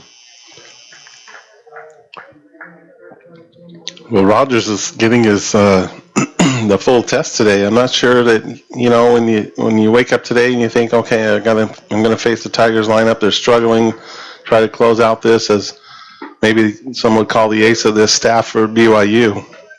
He's finding himself knee deep in a battle against the Tigers. Rogers through 4 innings has not walked a batter, has struck out 3. As the 1-2 misses outside for ball 2. Pacific 5 hits on the afternoon. BYU just the 1. As we're tied at 1 here in the bottom of the 5th, the 2-2. And it's a hard hit ground ball right to the second baseman who briefly bobbles it, but it kind of just died right by his feet. And Hill able to recover and make the throw in time for out number 1. So back to the top of the Tigers order, and Kevin Sondry, who is looking for his first hit of the afternoon, flew out to center and grounded out to short in his first 2 at-bats. As First pitch on the outside corner for strike one. Trying to see if he can extend his hitting streak here to 13 games. Deal one. And Rogers again looking for that outside corner. This time misses for ball one. You know, I mentioned that Rogers is married. He's one of 10 players on this team, but BYU, that is married. Well, maybe some didn't realize that. Well, maybe BYU fans realize this. His wife is a soccer player for their rival University of Utah, and so I suspect he's getting some grief over that. He's an Arizona native. I'm not sure if his wife's from Arizona, but to have married somebody from your rival university, that takes some guts and some ribbing from your teammates as well. Although I'm sure it would be different if he was from there and not from Arizona. Be a little different. And it's another pop-up in the infield. So back-to-back outs hit to the second baseman Hill as he makes the catch for out number 2. So Sondri now 0 for 3 on the afternoon. So 2 up, 2 down, and that'll bring up Matt Tarantino, who is 1 for 2 on the afternoon. He had the double to right center in the first and then grounded out to third in the third. See if the Tigers can put together a 2-out rally here. Once again, last inning, the first 2 batters of the inning were retired before back-to-back doubles by Halstead and Robards tied the game at 1.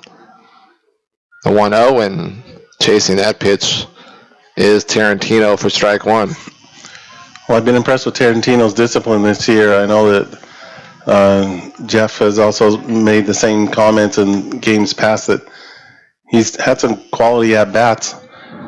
The problem is he's not consistent with what he's swinging at, and that second pitch to swing at a ball like that in the dirt, he's got to show more discipline against these good pitchers, because if they see that, they'll lock that in memory and say, you know what, I'm going to use that again against him, either later in this bat or the next time around.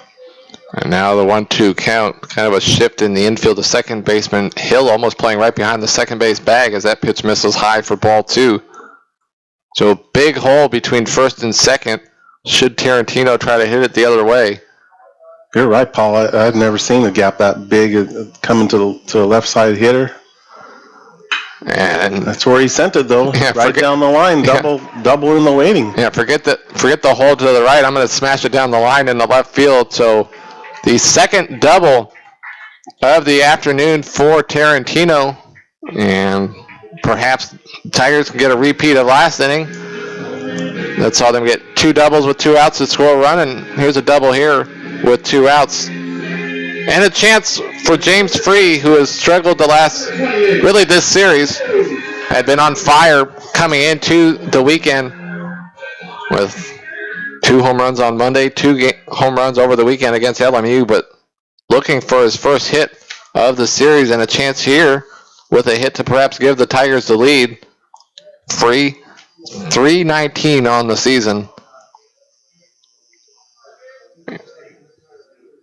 And the first pitch on the outside corner for strike one.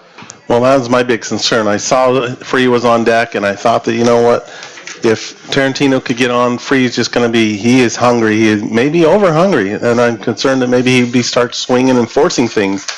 He didn't swing at that first pitch, so it's a little bit outside to his liking, but that same gap is there between first and second base. Just punch it out there. Yeah, it's a hard hit ground ball to third. And the throw to first is high, but a nice job by the first baseman, Chauncey, to get up and make the catch and come down for out number 3. So the Tigers get a 2-out double, but do not score through 5 innings. Tied at 1 here on the W.TV and the Pacific Digital Network.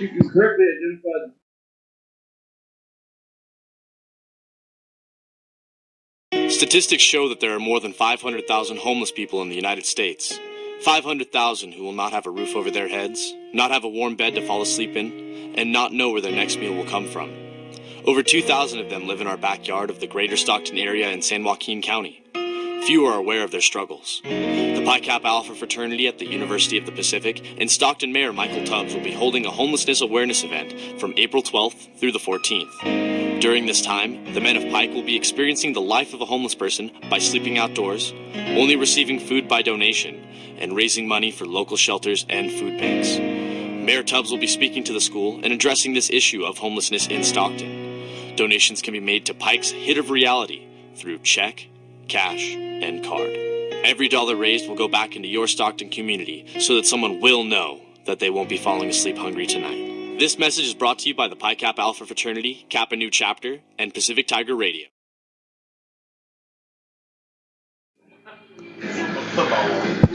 The Scholarshare Tiger Pack is back for just $40. You can grab 4 tickets, 4 hot dogs, and 4 sodas to any Pacific baseball game. It's the best value in town.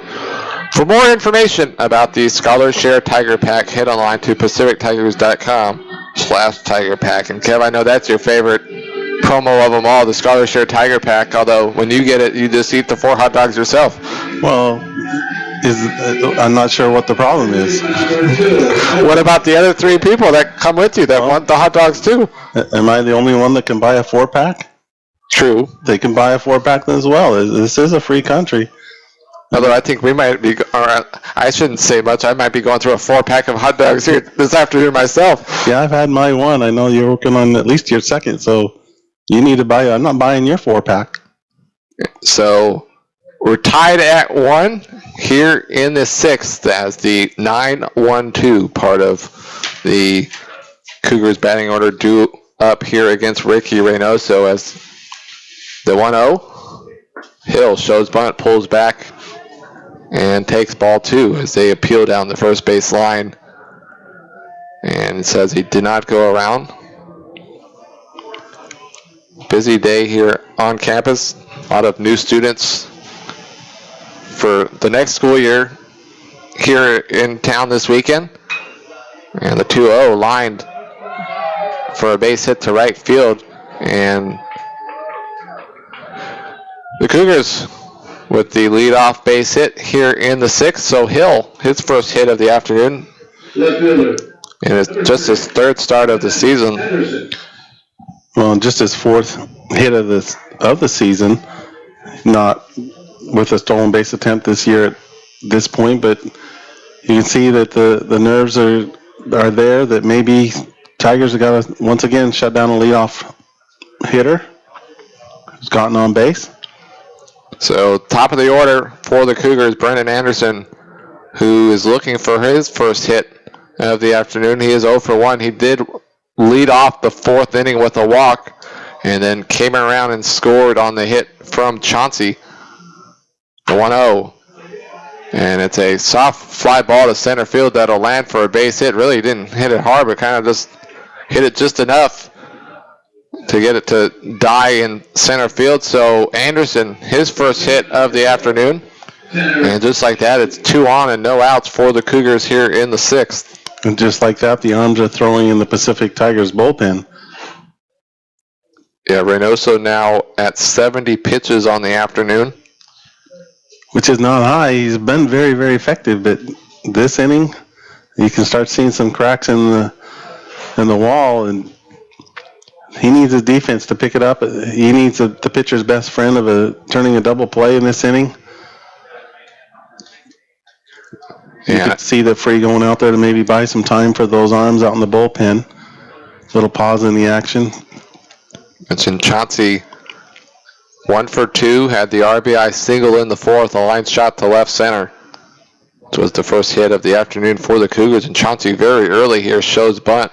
I was going to ask you, Paul, would you bunt in this situation, number 2 hitter in your lineup, nobody out, tie game, 6th inning? If you're the manager, Paul, what are you calling here? I think the bunt probably is the right play. As long as he bunts it like he just did. As the throw to first is not a good one. That sails into right field, and that'll score a run. So the bunt works even better than the Cougars could imagine. As the sack bunt, E1 is how I believe it will go down as. And it's now 2-1 BYU. Well, you hate to see that. The defense is has given up another run in this game. Fortunately, right now, it's still just a one-run game, but bad news is nobody out and two ducks in scoring position. But sign of a good coach, you know. Put on a basic play, make the defense make the plays. Coaches all around the country, the number one thing, they're going to test the other team's defense and see if you can handle the basics. So far, the Tigers haven't been able to prove that they can today. As the first pitch to Schneemann, I called strike. 2 ducks, I thought they were the Cougars. They are the Cougars. I'm not sure there's too many ducks around maybe the Great Salt Lake outside of Salt Lake City. Just having some fun there with the 0-1 and another bunt and squeeze play, huh? And they're going to have to play at third, and it's a bad throw. Another throwing error on Reynoso, as it's kind of a safety squeeze there, and Anderson kind of broke home and then started to head back, and Reynoso, instead of just going to first to get the out, instead tried to get Anderson at third, and his throw, not a good one, it kind of went into the tarp down the third base line. So the fourth error on the afternoon by the Tigers, and in fact the third error of the afternoon on Reynoso. It's difficult to watch. It's one of those things that you just like, did that just happen? He had Anderson in his sights to get him out at third base. He just once again threw at third and threw the ball into the grass 15 feet short of his target. So still second and third and no outs here in the sixth as the first pitch to Kringlen misses for ball one. Kringlen looking for his first hit of the afternoon, 0 for 2 with a line out and a fly out, now hitting .333 on the season. And the 1-0 swing and a miss. Well, Kringlen, the cleanup hitter, I doubt that he'll test the Tiger defense, but it wouldn't be a bad play for him to do it. But he's swinging away. He's thinking, we've got this pitcher Reynoso rattled. Maybe all he's going to throw is the heat down the middle, and maybe he can send it over and end it but for all intents and purposes, end this game with a home run. And that fly ball hit to shallow right center, and tagging and putting on the brakes is Chauncey at third. So Kringlen hits the fly ball to the outfield, but it's not deep enough to get the run in. So Kringlen retired F8 for out number 1, and that'll bring up Bronson Larson. That was a great throw because the runner was checking to see how well Glover's throw would be to home plate, and it was right on target. Good job by Free by gathering that short hop right in front of the home plate. So still second and third, 1 out now for Larson, who is 0 for 2, grounded out to third and has flied out to center, as there's a big swing and a miss there. Mentioned a couple guys up and moving in the Tigers bullpen. Meanwhile, the Cougars bullpen fairly quiet. Infield playing back a ground ball up the middle, even an out might score a run. As now Reynoso ahead, no balls and 2 strikes, and certainly Reynoso could really use a strikeout here. Well, and he is rattled. As a sophomore, you just wonder if he's going to be able to come through this and get a strikeout here and maybe come out of this with only 2 runs scored, which would be a phenomenal job if this is it that the Cougars get. And the 0-2, a ground ball up the middle, and that will get the run in as the infield was playing back, and that really was kind of softly hit where no chance, unless the Tigers infield was in, then probably the Tigers would have had a chance to keep the run from scoring. But the RBI for Larson, and it's now 4-1 BYU here in the sixth, excuse me. I'm not sure why they weren't playing in. I think that was a prime opportunity to stay in this game. Now you're down 3 runs. You get an out, but if you're trading outs at this point with that deficit, that's not a winning formula. So that'll bring up Colton Shaver. Shaver swings and misses for strike 1. Shaver 0 for 2 on the afternoon. A strikeout and a ground out back to Reynoso.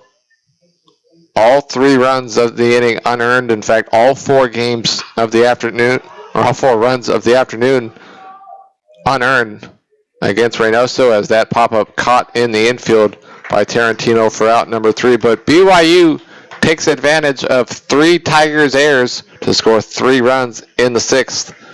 Through 5.5, BYU 4, Pacific 1, here on the W.TV and the Pacific Digital Network. Today's song is Thousands of cats and dogs each year are housed in animal shelters.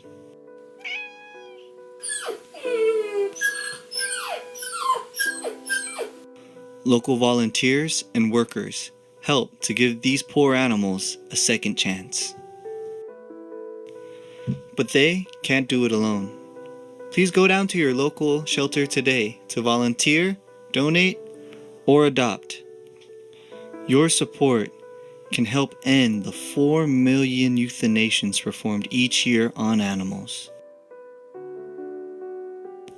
Please help. Give a little to save a lot of life. For more information, visit us at www.humanesociety.org. This is Tiger Baseball with Jeff Dominic and John Mark Van Ness. Only on the Pacific Tiger Digital Network.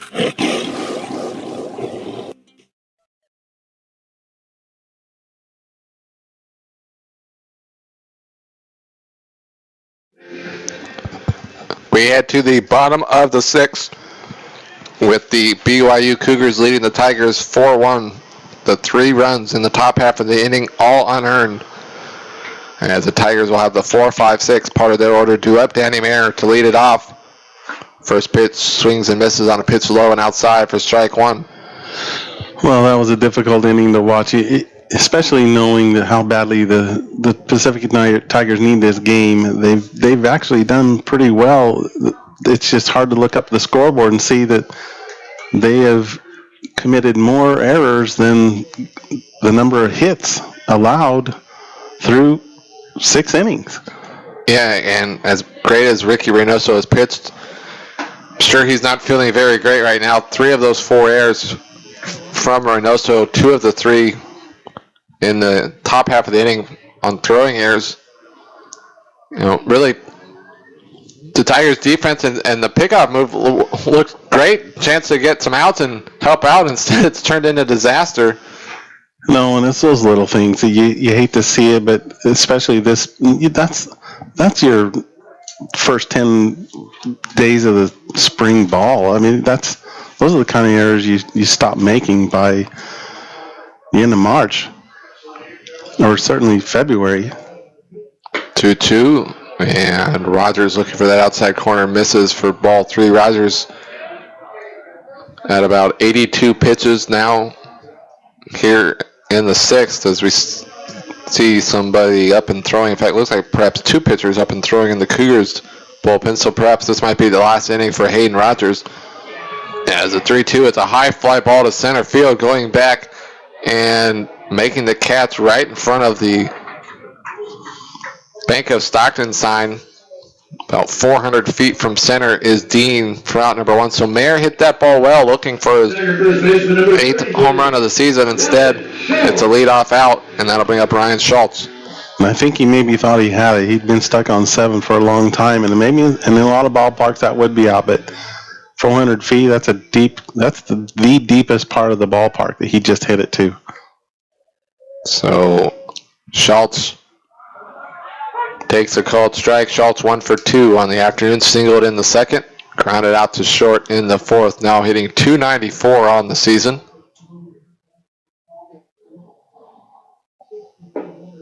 The 0-1 misses inside. Well, I wonder what drill they'll be running in practice over the next week in terms of pitchers. And there's a base hit to center for Schultz, his 2nd hit of the afternoon. Tigers have out hit BYU 7-3, but trail 4-1. See if the Tigers can put together a little rally here to try to cut in the deficit. The Tigers, after giving up the run in the 4th, came back with a a run of their own in the bottom half. And now Lucas Halstead steps in. Halstead 1 for 2. He doubled and scored in the fourth as he started the two-out rally with the double, and then Robards doubled after that as that ball hit well to center, but that'll be caught near the warning track. So both outs here in the bottom of the sixth on well-hit balls to deep center, but both times caught by Dean on the warning track. So Halstead retired for out number 2, and that'll bring up Ryan Robards. Go ahead. I thought that Robards has had a great day today. He's 2 for 2 with a single and a double. Knocked in the only run of the Tigers today against a good pitcher. He's got to be happy with his play today. I'm sure the coach Mike New is. And Robards, the freshman from Elk Grove, now hitting .217 on the season. Both of his doubles have come this week. Had a double on Monday and then a double here this afternoon. 4 RBIs on the season for Robards. Not a big lead for Schultz as that ball hit on 2 hops to third. The throw to first in time for out number 3. So the Tigers get a base hit, but do not score through 6. BYU leads Pacific 4-1 here on the W.TV and the Pacific Digital Network. April 19th.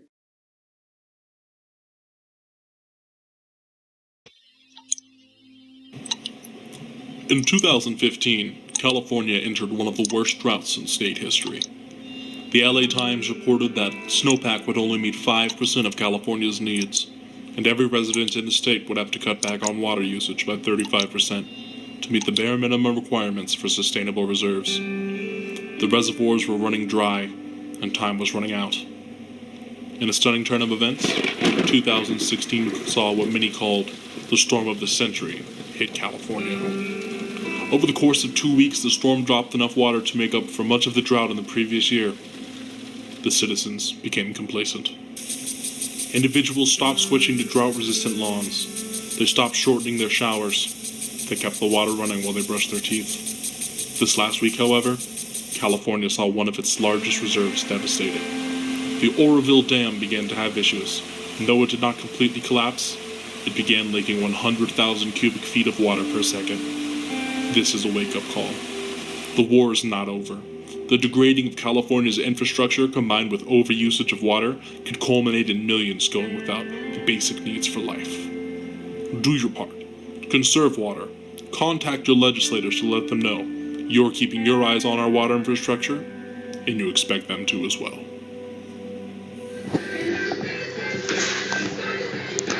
Lincoln Center is Stockton's premier shopping and dining destination.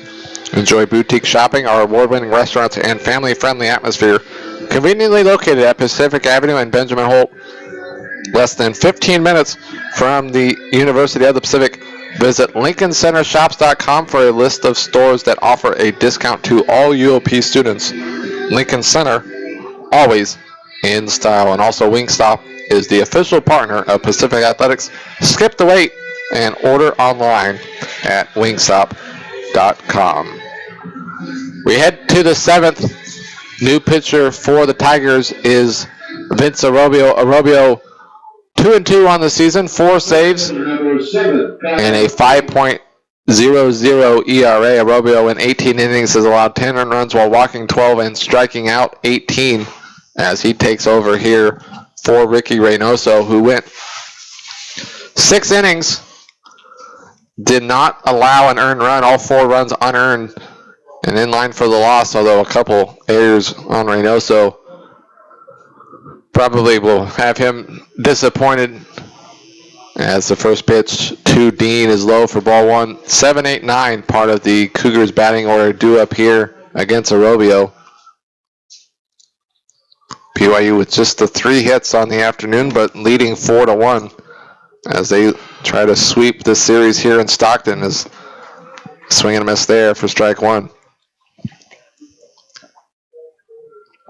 You know, we talked about Dean's mother was on the men's water polo team there at USC. He's also a distant cousin of current BYU basketball and football player Bronson Kofusi. The 1-1 misses low for ball 2. Got some height, 6'2".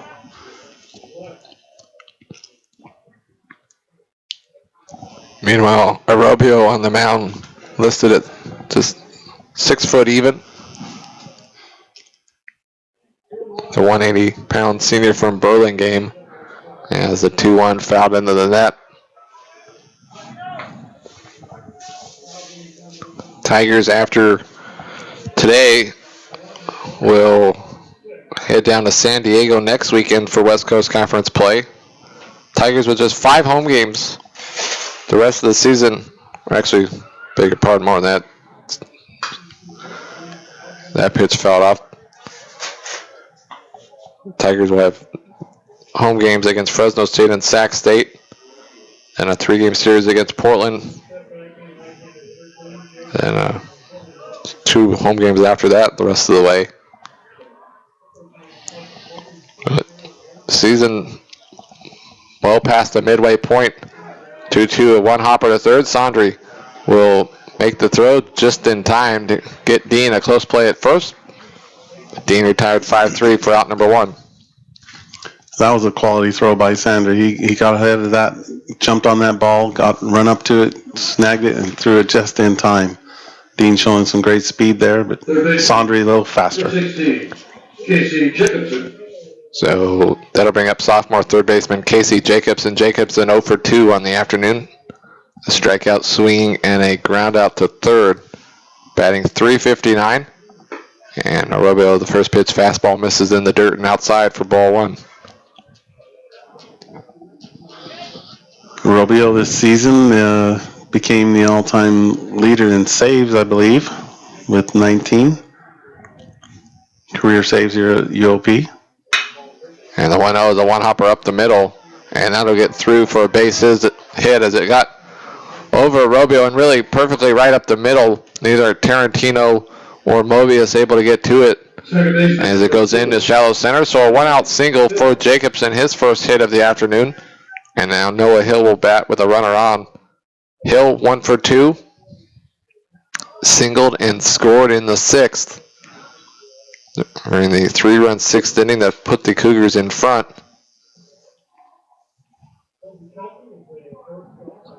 That was just the 4th hit of the afternoon for BYU.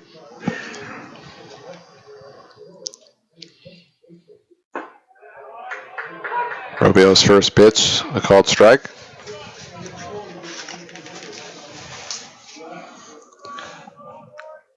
Arobio, a senior, he has to take over some leaderships here and see if he can keep the Cougars from scoring and keep this game within reach. It's the 1/3 of the game remains for the Tigers. They're only down 3, but Arobio's got to keep it that way. Try to keep them at bay and keep the Cougars off the base paths.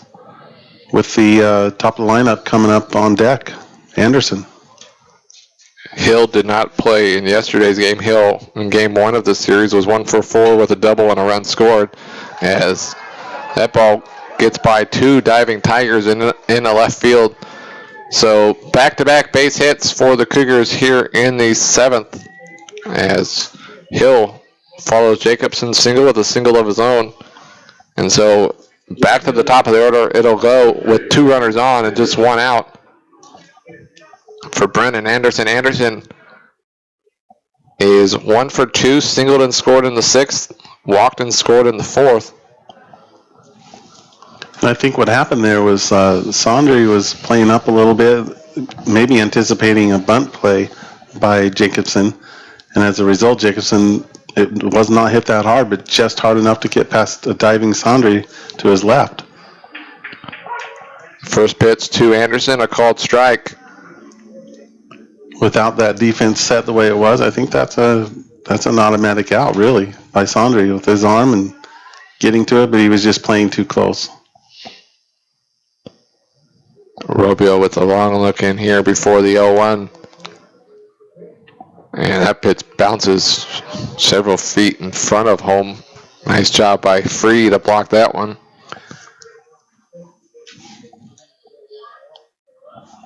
This turned into a nice afternoon here. There's some clouds, but certainly not threatening.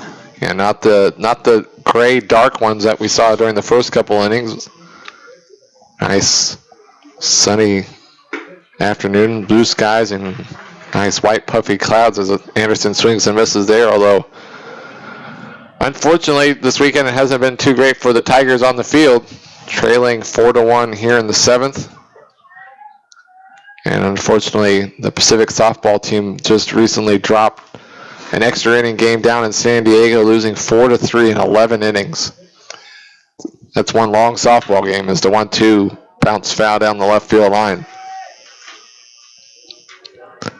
Pacific softball team had trailed 3-0. They scored a run in the 5th and 2 in the 6th to tie things up at 3 before 4 scoreless innings and losing in extra innings in their West Coast Conference opener.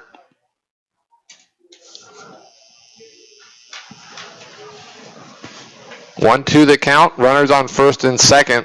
One out here in the 7th. And Anderson once again fouls it off out of play, this time off of the front of the BYU dugout. Well, what's disheartening, as much as they were in this game for a while, if you look at the big picture, you've had so far 24 innings of chance to score, and the Tigers have scored 1 run in this series, or 2, sorry, and they've got to. There's times you've seen them against Washington State earlier in this game, earlier this week. They've been able to produce the runs, but in this series, it's been a struggle, really. They've gotten some guys on base, but not the hits to bring them in. Yeah, coming into the series, the Tigers had scored 31 runs over their previous 4 games, almost 8 runs a game. And so far, through 24 innings here against the Cougars, the Tigers with just the 2 runs, as that pitch misses low for ball 3. Well, as you alluded to earlier, the Tigers have not had really struggles getting the guys on base. We saw it earlier, 3 out of the first 4 innings, a player in scoring position, and really not the results to show that. And they haven't been able to get the hits with runners on and runners in scoring position. And really, you look at the box score or the stats from the game right now, and you look and you see BYU is 3 for 10 with runners on base. Pacific is 2 for 11. Both teams 1 for 7 with runners in scoring position. And really, the difference right now is the errors, as all 4 runs that the Cougars have scored have been unearned. As down on strikes goes Anderson, a called strike on the inside corner, and I think he thought that was ball 4, as both runners were off on the pitch, and it looked like Anderson thought it was inside and was going to start getting ready to head down to first. Instead, he's standing there to hear strike 3 called. So the strikeout there for Romeo. Both Jacobson and Hill steal bases on the strike 3 call, and so 2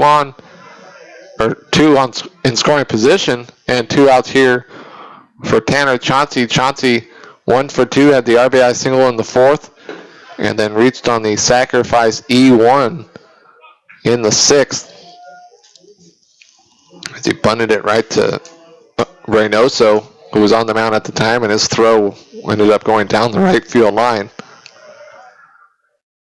I think the Tigers are very, very fortunate they don't have the bases loaded right now without walk, but home plate umpire Darren Fredrickson called that a strike on the inside corner. Romeo got the call instead of 1 out with the bases loaded, and then he's got a chance to keep BYU from scoring, keep the Tigers in this game. Only down 3 runs. They've got the bats to do it. The question is, do they knock out Hayden Rogers? Can they get him out of the game? The 1-1 misses inside. I wrote down 3:22 p.m. Pacific Standard Time, April 8th, 2017. Kevin Narndorf actually disagreed with an umpire's decision. I don't believe it. That's almost hourly. I'm not sure why you got to keep bringing that up. But the home plate umpire saw that strike, and the Tigers are probably thinking, well, it's about time. After 7 of those caught looking on strike 3 last night, they felt like, even though that they weren't in that game, it certainly didn't help to see 7 strikeouts due to looking. And the count now goes to 3 balls and 1 strike. Free, another nice job there on a pitch bouncing in the dirt to block it and not allow the base runners to move up as that pitch misses high for ball 4. So it's a good thing that last at-bat was the strikeout, not the walk. Otherwise, a run would come in. But the base is now loaded for the Cougars as Chauncey draws the walk, reaching base once again. And that'll bring up Daniel Schneeman, who is looking for his first hit of the afternoon. 0 for 3 is Schneeman. 3 groundouts to lower his batting average on the season to .308. Schneeman earlier this season had a 14-game hitting streak because that ball's in the dirt and that's going to score a run. As it got away from Free, and Free kind of crawling, trying to get to it in time, unable to do so. So the wild pitch scores Jacobson, and it's now 5-1 BYU here in the 7th. I think what happened there was James jumped on that ball so quickly, threw off his mask, threw off his helmet, started going after that ball, which did not leave really the dirt by very much. It landed left on the grass, but I think what happened is he tripped over his own mask as he was going after the ball, and then he scrambled on his hands. Had he got there in time, they may have had to play at the plate. Instead, the wild pitch adds to the Cougars' lead here in the 7th. Still 2 in scoring position as the 1-0 fouled off to the left.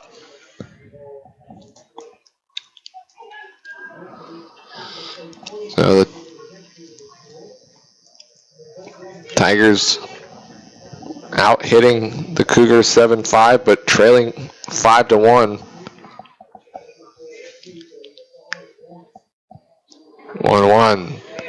And trying to check his swing was Schneeman, but unable to do so for strike 2.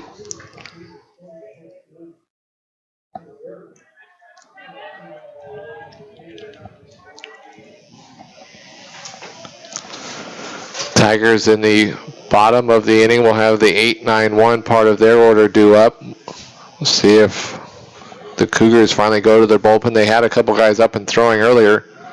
And that pitch lined foul down the right field line. Yeah, that hit was about 6 inches away from being a 7-1 lead instead of 5. He got a little too early on that swing. But Schneeman, he's battled. He's had a good series against the Tigers pitching. Yeah. 1 ball, 2 strikes, 2 down, 2 in scoring position. And a breaking pitch in there, called strike 3. Down on strikes goes Schneeman to end the 7th. But BYU adds to their lead. Stretch time here in Stockton. BYU leads Pacific 5-1 on the W.TV and the Pacific Digital Network. You know the song, you know the...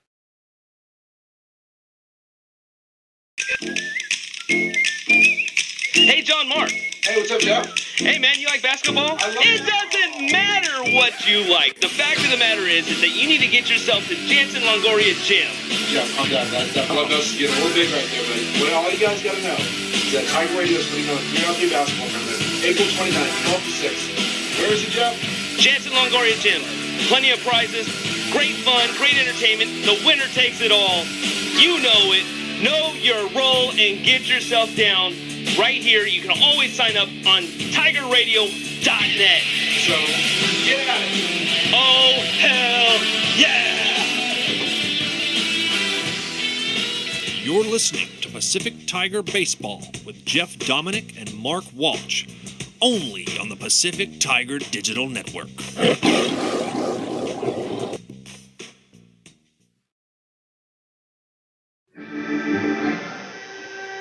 We head to the bottom of the 7th here from Klein Family Field on the campus of the University of the Pacific in Stockton, California. Paul Meiskens along with Kevin Neindorf. Glad you could join us as the final game of a 3-game series between the BYU Cougars and the Pacific Tigers right now, as the Cougars 9 outs away from the series sweep, leading 5-1. Tigers will have the 8-9-1 part of their order due up against the new pitcher for the Cougars, the right-hander Keaton Sina Tiempo, who on the season No wins, no losses, 3 saves, a 3.18 ERA in 17 innings. He has allowed 6 earned runs while walking 7 and striking out 18, so just over a strikeout per inning for the senior from Mesa, Arizona, who will take them out here with the 4-run lead. And we'll see a pinch hitter for the Tigers. It'll be Omar Ortiz, the freshman from Las Vegas, Nevada, will pinch hit in the number 8 spot for Mobius.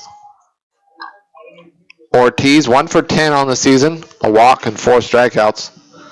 As he'll try to get on base and try to start things for the Tigers here as the first pitch from Siena Tiempo misses for ball 1. Siena Tiempo, 6'4", 210-pound righty. And the 1-0 misses for ball 2. Boy, he looks every bit of that 6'4", doesn't he? I suspect he's got some great power, and he doesn't have a lot of control as of right now. 2-0 pitch. And that ball just misses hitting the third base bag. But he bought the heat on that pitch. And still, a little bit early on the swing was Ortiz.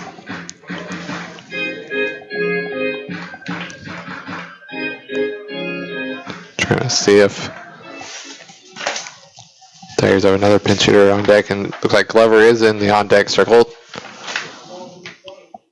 The 2-1, and a big swing and a miss there. Ortiz, again with a big swing this time, unable to make any contact. Infield playing well back, almost in the outfield. Outfield deep as well, the 2-2, and there's another big swing and a miss. Down on strikes goes Ortiz. So Siena Tiempo comes in and strikes out the first batter he faces for out number 1, and that'll bring up Keaton Glover. Interesting about Siena Tiempo, who's from Spokane, Washington. It's interesting that Gonzaga Bulldogs didn't grab him up. Big talent there.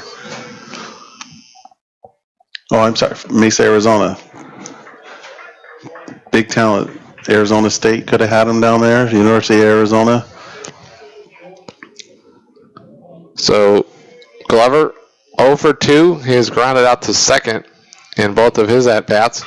And there's a high fly ball in the infield. The shortstop Schneemann shading his eyes and makes the catch for out number 2. And I guess shading his eyes is right now perhaps the sun can get in him. I don't think that BYU thought that they need to bring their sunglasses this weekend, even though they're coming to California, considering the weather reports. Yeah, there's some umbrellas up still, but it's more to block themselves from the sun than the rain. Yeah. So 2 up, 2 down, and it's the top of the batting order for the Tigers, Kevin Sondry. Still looking for his first hit of the afternoon, and that's not going to be it. First pitch swinging, ground ball to short. Schneemann makes the throw in plenty of time for out number 3. So Siena Tiempo comes in, and it's a 1-2-3 bottom of the 7th. We head today to BYU 5, Pacific 1 here on the W.TV and the Pacific Digital Network.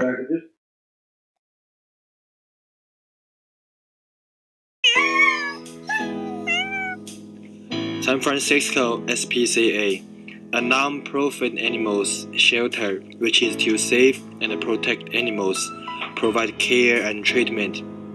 In 2015, the leave release rate for the entire city of San Francisco reached 93%. We imagine a community where every animal has a loving home, where animals don't need the support of San Francisco's rescues and shelters. The SPCA is an independent, local non-profit that receives no government funding and is not part of any national organization. We rely on your support. Come to join us. We can't do this without you. You can go to www.sfspca.org to donate or contact us 415-554 3000.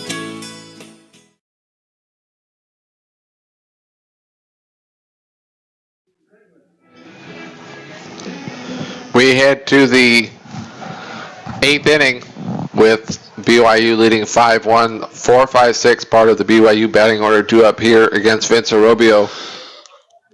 Defensive change for the Tigers now in and playing second base is Soberano, as Ortiz pinch hit for Mobius, and now Soberano in defensively as the first pitch to Kringlen, a called strike.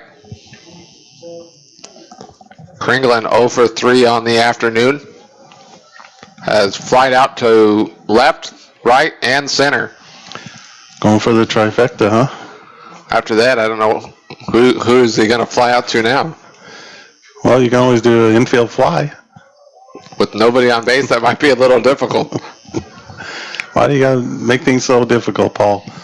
Hey, you're the one. A beautiful afternoon at the ballpark. A few more clouds coming in. You're the one calling teams ducks. You've got Tigers and Cougars, but no ducks. Well, after Tigers and Cougars eating all those ducks, you don't have any ducks around. As down on strikes goes Kringlen. So a good start to the inning for Arobio, who came in to start the 7th inning.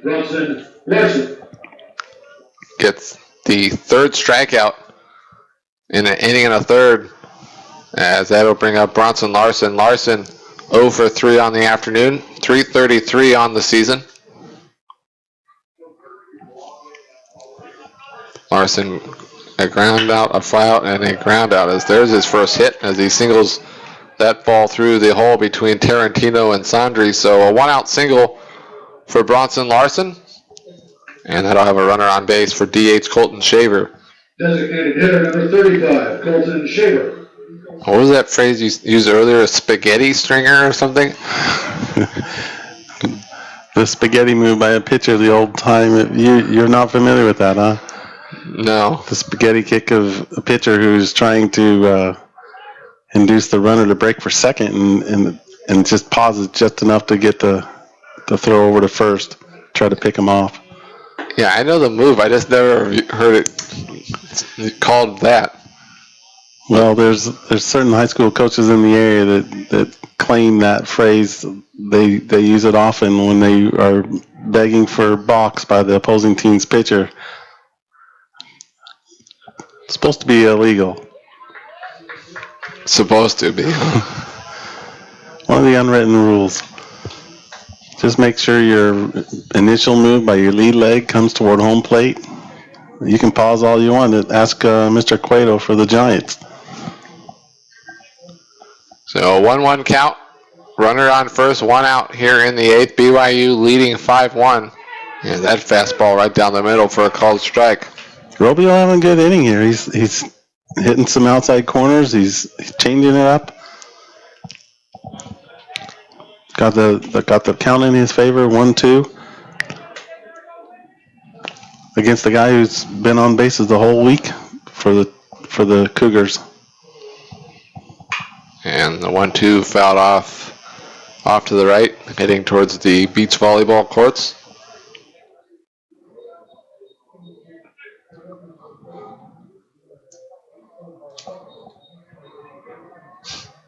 And got the scoreboard back to reading 1 ball and 2 strikes. Runner takes off at first, ground ball to short. No play at second, they'll go to first, and plenty of time to get Shaver, who's not the most speediest of runners. No, but Tarantino did fantastic. He made that look easy. He had to go back toward his right into the hole, snag the ball. Fortunately, his weight was on his right leg. Mechanically, that's where you want it to be when you need that kind of power to first base against a quick runner, and that's exactly what he did. That throw was right on target. Yeah, really nearly a perfect hit and run there. Shaver just didn't hit it enough towards third, close enough to second where Tarantino was able to put on the brakes and get to it. So a runner now on second with 2 outs, and Kyle Dean at the plate. Dean 0 for 2 on the afternoon. did reach base with a walk back in the 5th, hitting .255.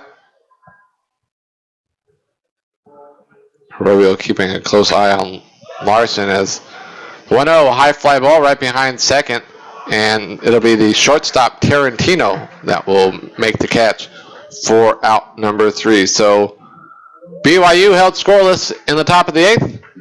We head to the bottom of the 8th. BYU leads Pacific 5-1 here on the W.TV and the Pacific Digital Network.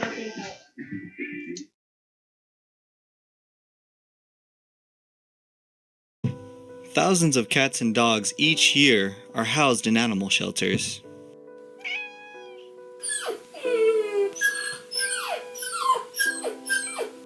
Local volunteers and workers help to give these poor animals a second chance.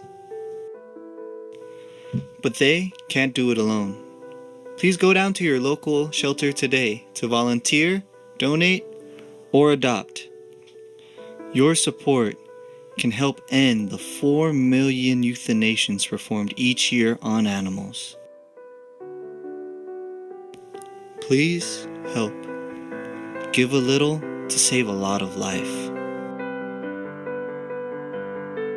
For more information, visit us at www.humanesociety.org.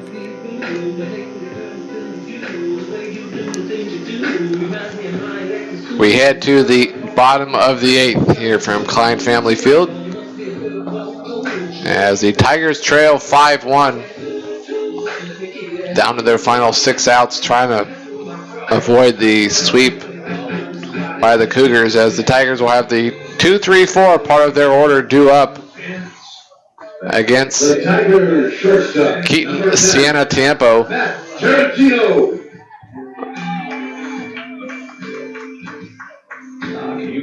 Tarantino, one of 3 Tigers with multiple hits on the afternoon, 2 for 3, pair of doubles, and the double to right center in the 1st, and then a double down the left field line in the 5th.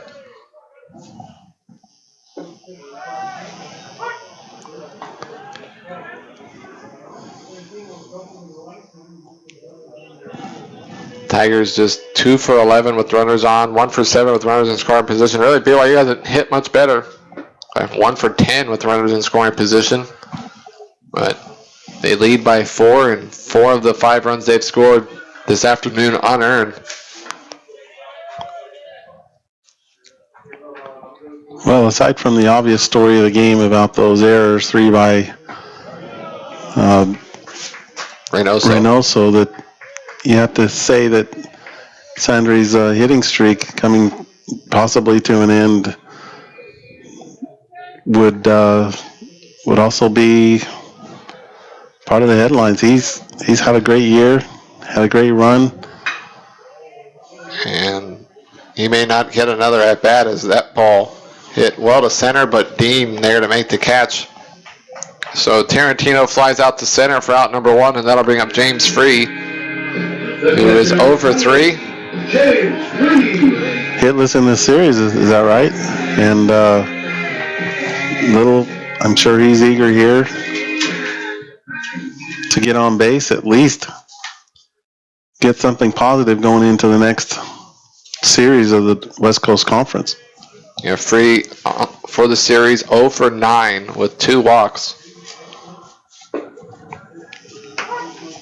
And he takes a called strike. Hayden Rogers went the first 6 innings for the Cougars. And then Siena Tiempo in here in his 2nd inning of work, as that pitch misses outside for ball 1. As you look at the Tigers' schedule, it doesn't get any easier.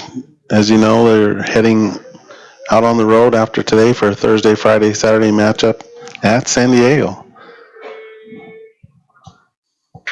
The 1-1 fouled off. And the Tigers have struggled on the road. And will be heading out on the road next weekend. And really, at this point, if the Tigers don't come back in this one and fall to 2-10 in West Coast Conference play, you'd almost think it's a must-win series for the Tigers. Well, it is, and realistically, with San Diego atop the WCC standings, you know you're at best you're going to try to finish fourth, and that's really the last thing you're looking at. You're trying to, or the first thing you're looking at, could you rally enough against some even the better teams to get into that fourth position?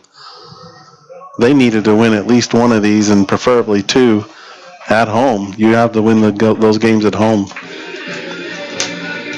So Free now 0 for 4 on the afternoon, 0 for 10 this weekend in this series. So 2 up, 2 down, and that'll bring up Danny Mayer. Mayer 0 for 3. It's hit the ball well a couple times, but caught in the outfield. Once to left and the other to center near the 400-foot mark. First pitch swing, one hopper to third. Jacobson will make the throw in plenty of time for out number 3. So the Tigers go down in order in the 8th. We head to the 9th. BYU leads Pacific 5-1. Want to fight childhood asthma? Then fight it with a scrub brush and a hot soapy towel. Even in the neatest and tidiest homes, if there's so much as a crumb to eat or a drop to drink, household pests like bugs and mice will do all that they can to get it. And they're more than just a nuisance for kids with asthma, because they can actually trigger an asthma attack. So, sweep up crumbs, wipe down tables, scrub dishes before they pile up in the sink, and store leftovers in plastic bags or bowls. Don't leave bugs and mice so much as one tidbit or nibble, and you can stop a childhood asthma attack before it starts. Discover other simple ways to prevent an asthma attack. Call 1-866-NO-ATTACKS or visit noattacks.org, because no child should feel like a fish out of water. A public service message brought to you by the U.S. EPA, the Ad Council, and this station.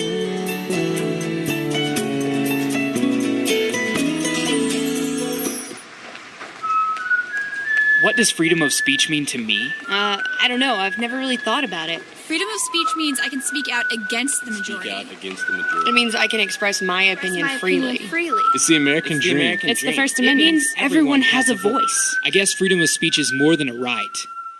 It's a responsibility. A message from the National Association of Broadcasters Education Foundation and this station. We head to the 9th. Tigers trail the Cougars 5-1. BYU will have the 8-9-1 part of their order due up here against Vince Robio, who threw 2 innings, has allowed 3 hits, 1 run, 1 walk, 3 strikeouts. And swing and a miss by Jacobson for strike 1. Jacobson 1 for 3. Singled and scored in the 7th. Part of that run made it 5-1, which it currently stands.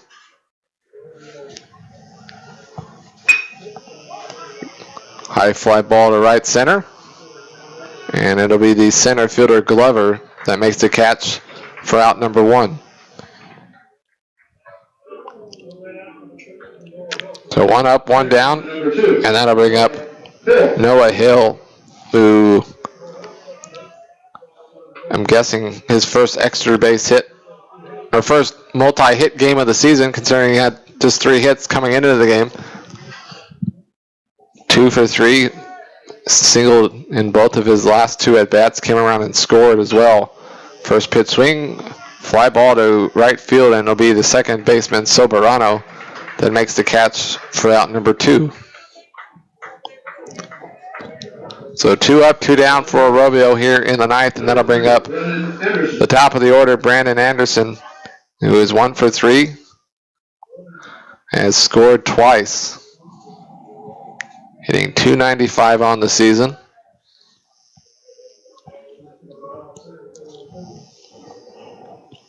Tigers in the bottom of the 9th will have the 5-6-7 part of their order due up, needing at least 4 runs.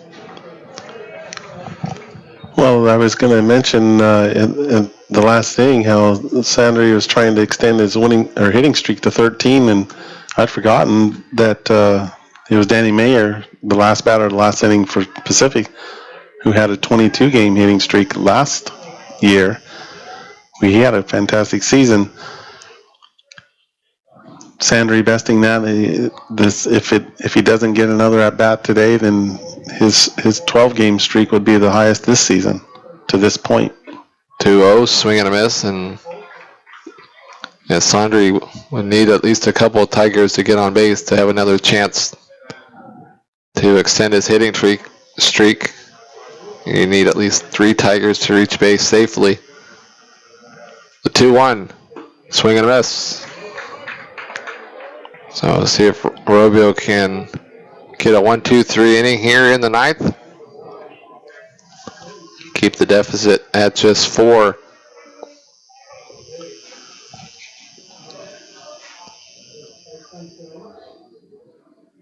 Two, swing and a miss. So Robio gets the 1-2-3 top of the 9th. We head to the bottom of the 9th. BYU leading Pacific 5-1 on the W.TV and the Pacific Digital Network.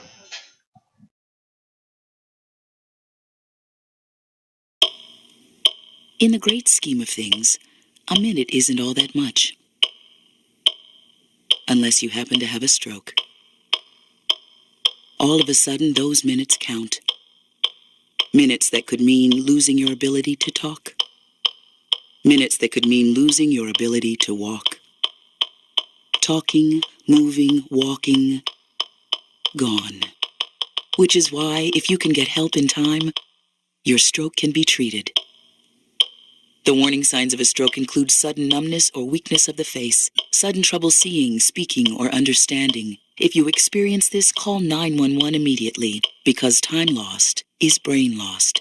Visit strokeassociation.org or call 1-888-4STROKE today. A public service announcement brought to you by the American Stroke Association and the Ad Council. Know the facts about African Americans and stroke. To join the movement to stop stroke, visit strokeassociation.org today. This is Tiger Baseball with Jeff Dominic and John Mark Van Ness. Only on the Pacific Tiger Digital Network.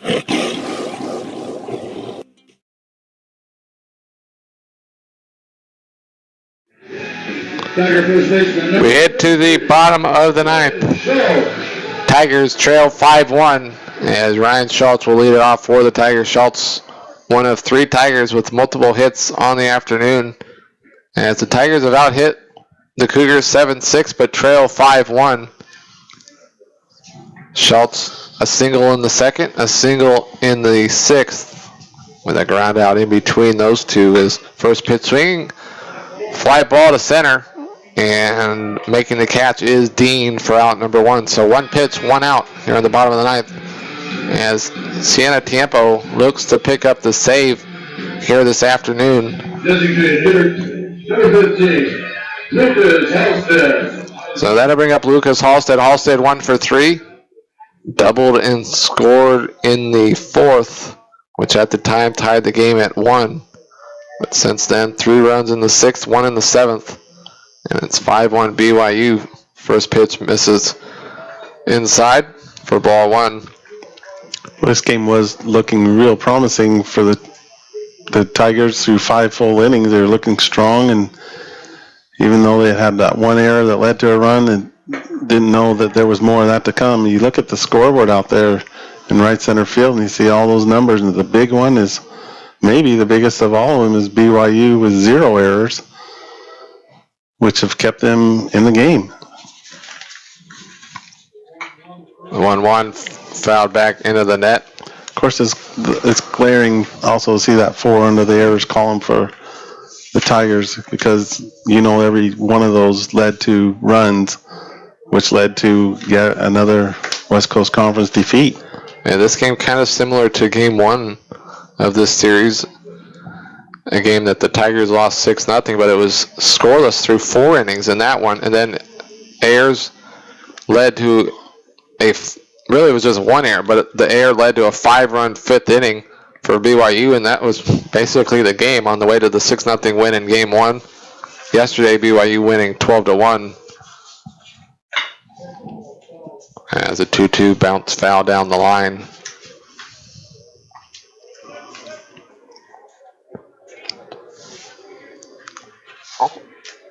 After Halstead, it's Robards, who's had a 2-hit afternoon. And should either of those two reach, then Soberano due up after coming in defensively as that ball hit well to left. Doesn't have enough, and it does. Wow. So a home run for Lucas Halstead. He hit that one high, and this kept going over the extended wall. Halstead, his 4th home run on the season, and it's now 5-2. Good for him. Good for the Tigers to have something to take with them on the road trip. You know, the wind is blowing hard, and you want to say that's not wind aided, but you know what? I thought, where's that ball going to come down? And man, it was a splashdown. You know, the rain that's leftover residual rain that's out there beyond the fence. That was quite a bit of water that came up when that ball hit down.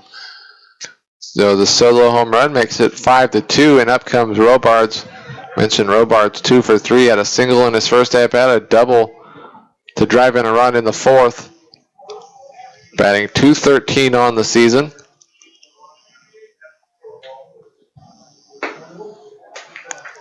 Now the count goes to 2 balls and no strikes. So as bad as things have gone at times, really just a hit and a walk away from getting the tying run to the plate. You know, that your classic baseball mind at work there, Paul, that somehow you got a chance. And the 2-0 fouled off. Out of play. Tigers still alive, 2 more outs. Got to make them earn it all of them. I've seen bigger comebacks than a 4-run comeback. Yes, we have. We've seen many, many comebacks. 2-1. That ball lined foul down the right field line. Looks like Kyle Soberano is on deck as maybe a possible pinch hitter. No? He came in defensively. Oh, that's right. 2 balls, 2 strikes. And hit well up the middle. Great play by the shortstop. Schneeman to rob Robards of his 3rd hit of the afternoon. As Robards hit that ball hard on a line, and Schneeman made a nice play to field that on a hop, and then the throw in time to get Robards for out number 2. 36, Kyle Silverano. So unlucky there for Robards to ground out 6-3. So the Tigers down to their final out, as Soberano will make his first appearance at the plate. Omar Ortiz pinch hit for Mobius earlier, and then Soberano came in defensively as he fouls off the first pitch for strike 1. Soberano batting .250 on the season. The freshman from Daly City, California.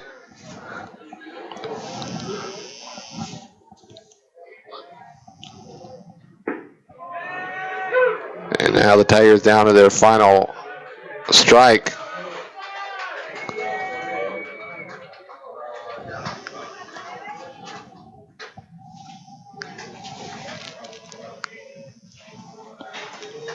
Siena Tiempo looking for the save, and that should do it.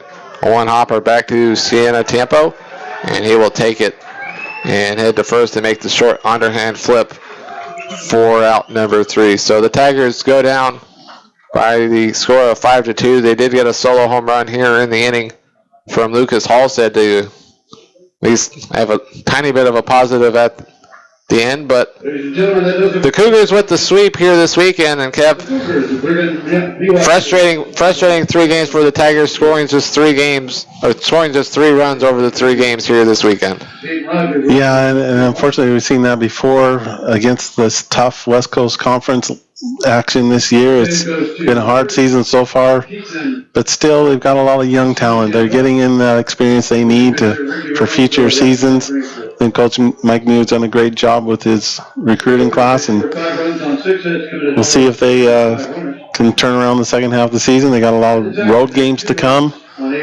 but let's see if they can get some good pitching from some of their younger arms for the future.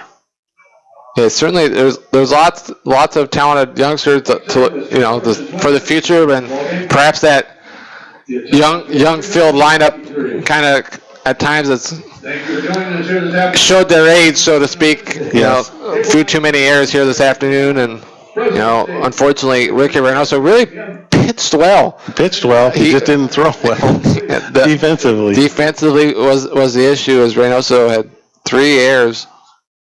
Tigers as a team had 4 errors, as the first 4 runs for BYU all unearned here this afternoon, as the Cougars would get the 5-2 win. The win will go to Hayden Rogers. He improves to 3-1 on the season. Rogers went 6 innings, allowed 7 hits, just the 1 earned run.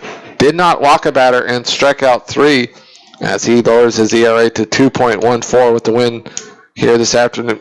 Meanwhile, Ricky Reynoso will get the loss. He falls to 3-4. Reynoso 6 innings, allowed just 3 hits, 4 runs, all 4 of those runs unearned, while walking 2 and striking out 3.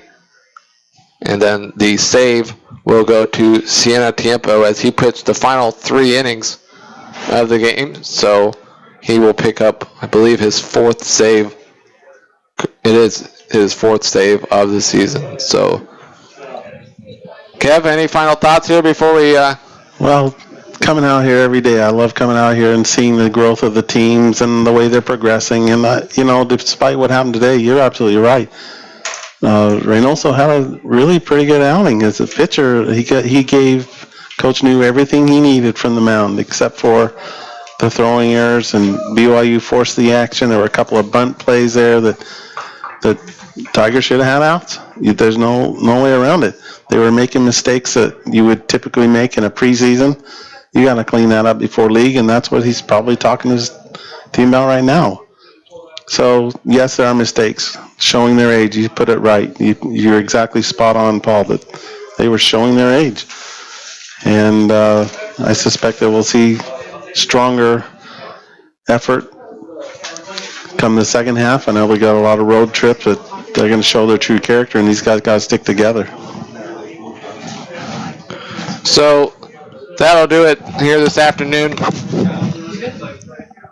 as the Cougars will get the 5-2 win. The final line score: BYU 5 runs, 6 hits, no errors. They left 5 on base. Pacific 2 runs, 8 hits, and they left 6 on base. BYU with the win improves to 17-12 on the season, 7-2 in West Coast Conference play. Meanwhile, the Tigers fall to 12-18 on the season and 2-10 in West Coast Conference play. The Tigers, mentioned, will now hit the road for 3 games at San Diego next weekend, Thursday, Friday, and Saturday.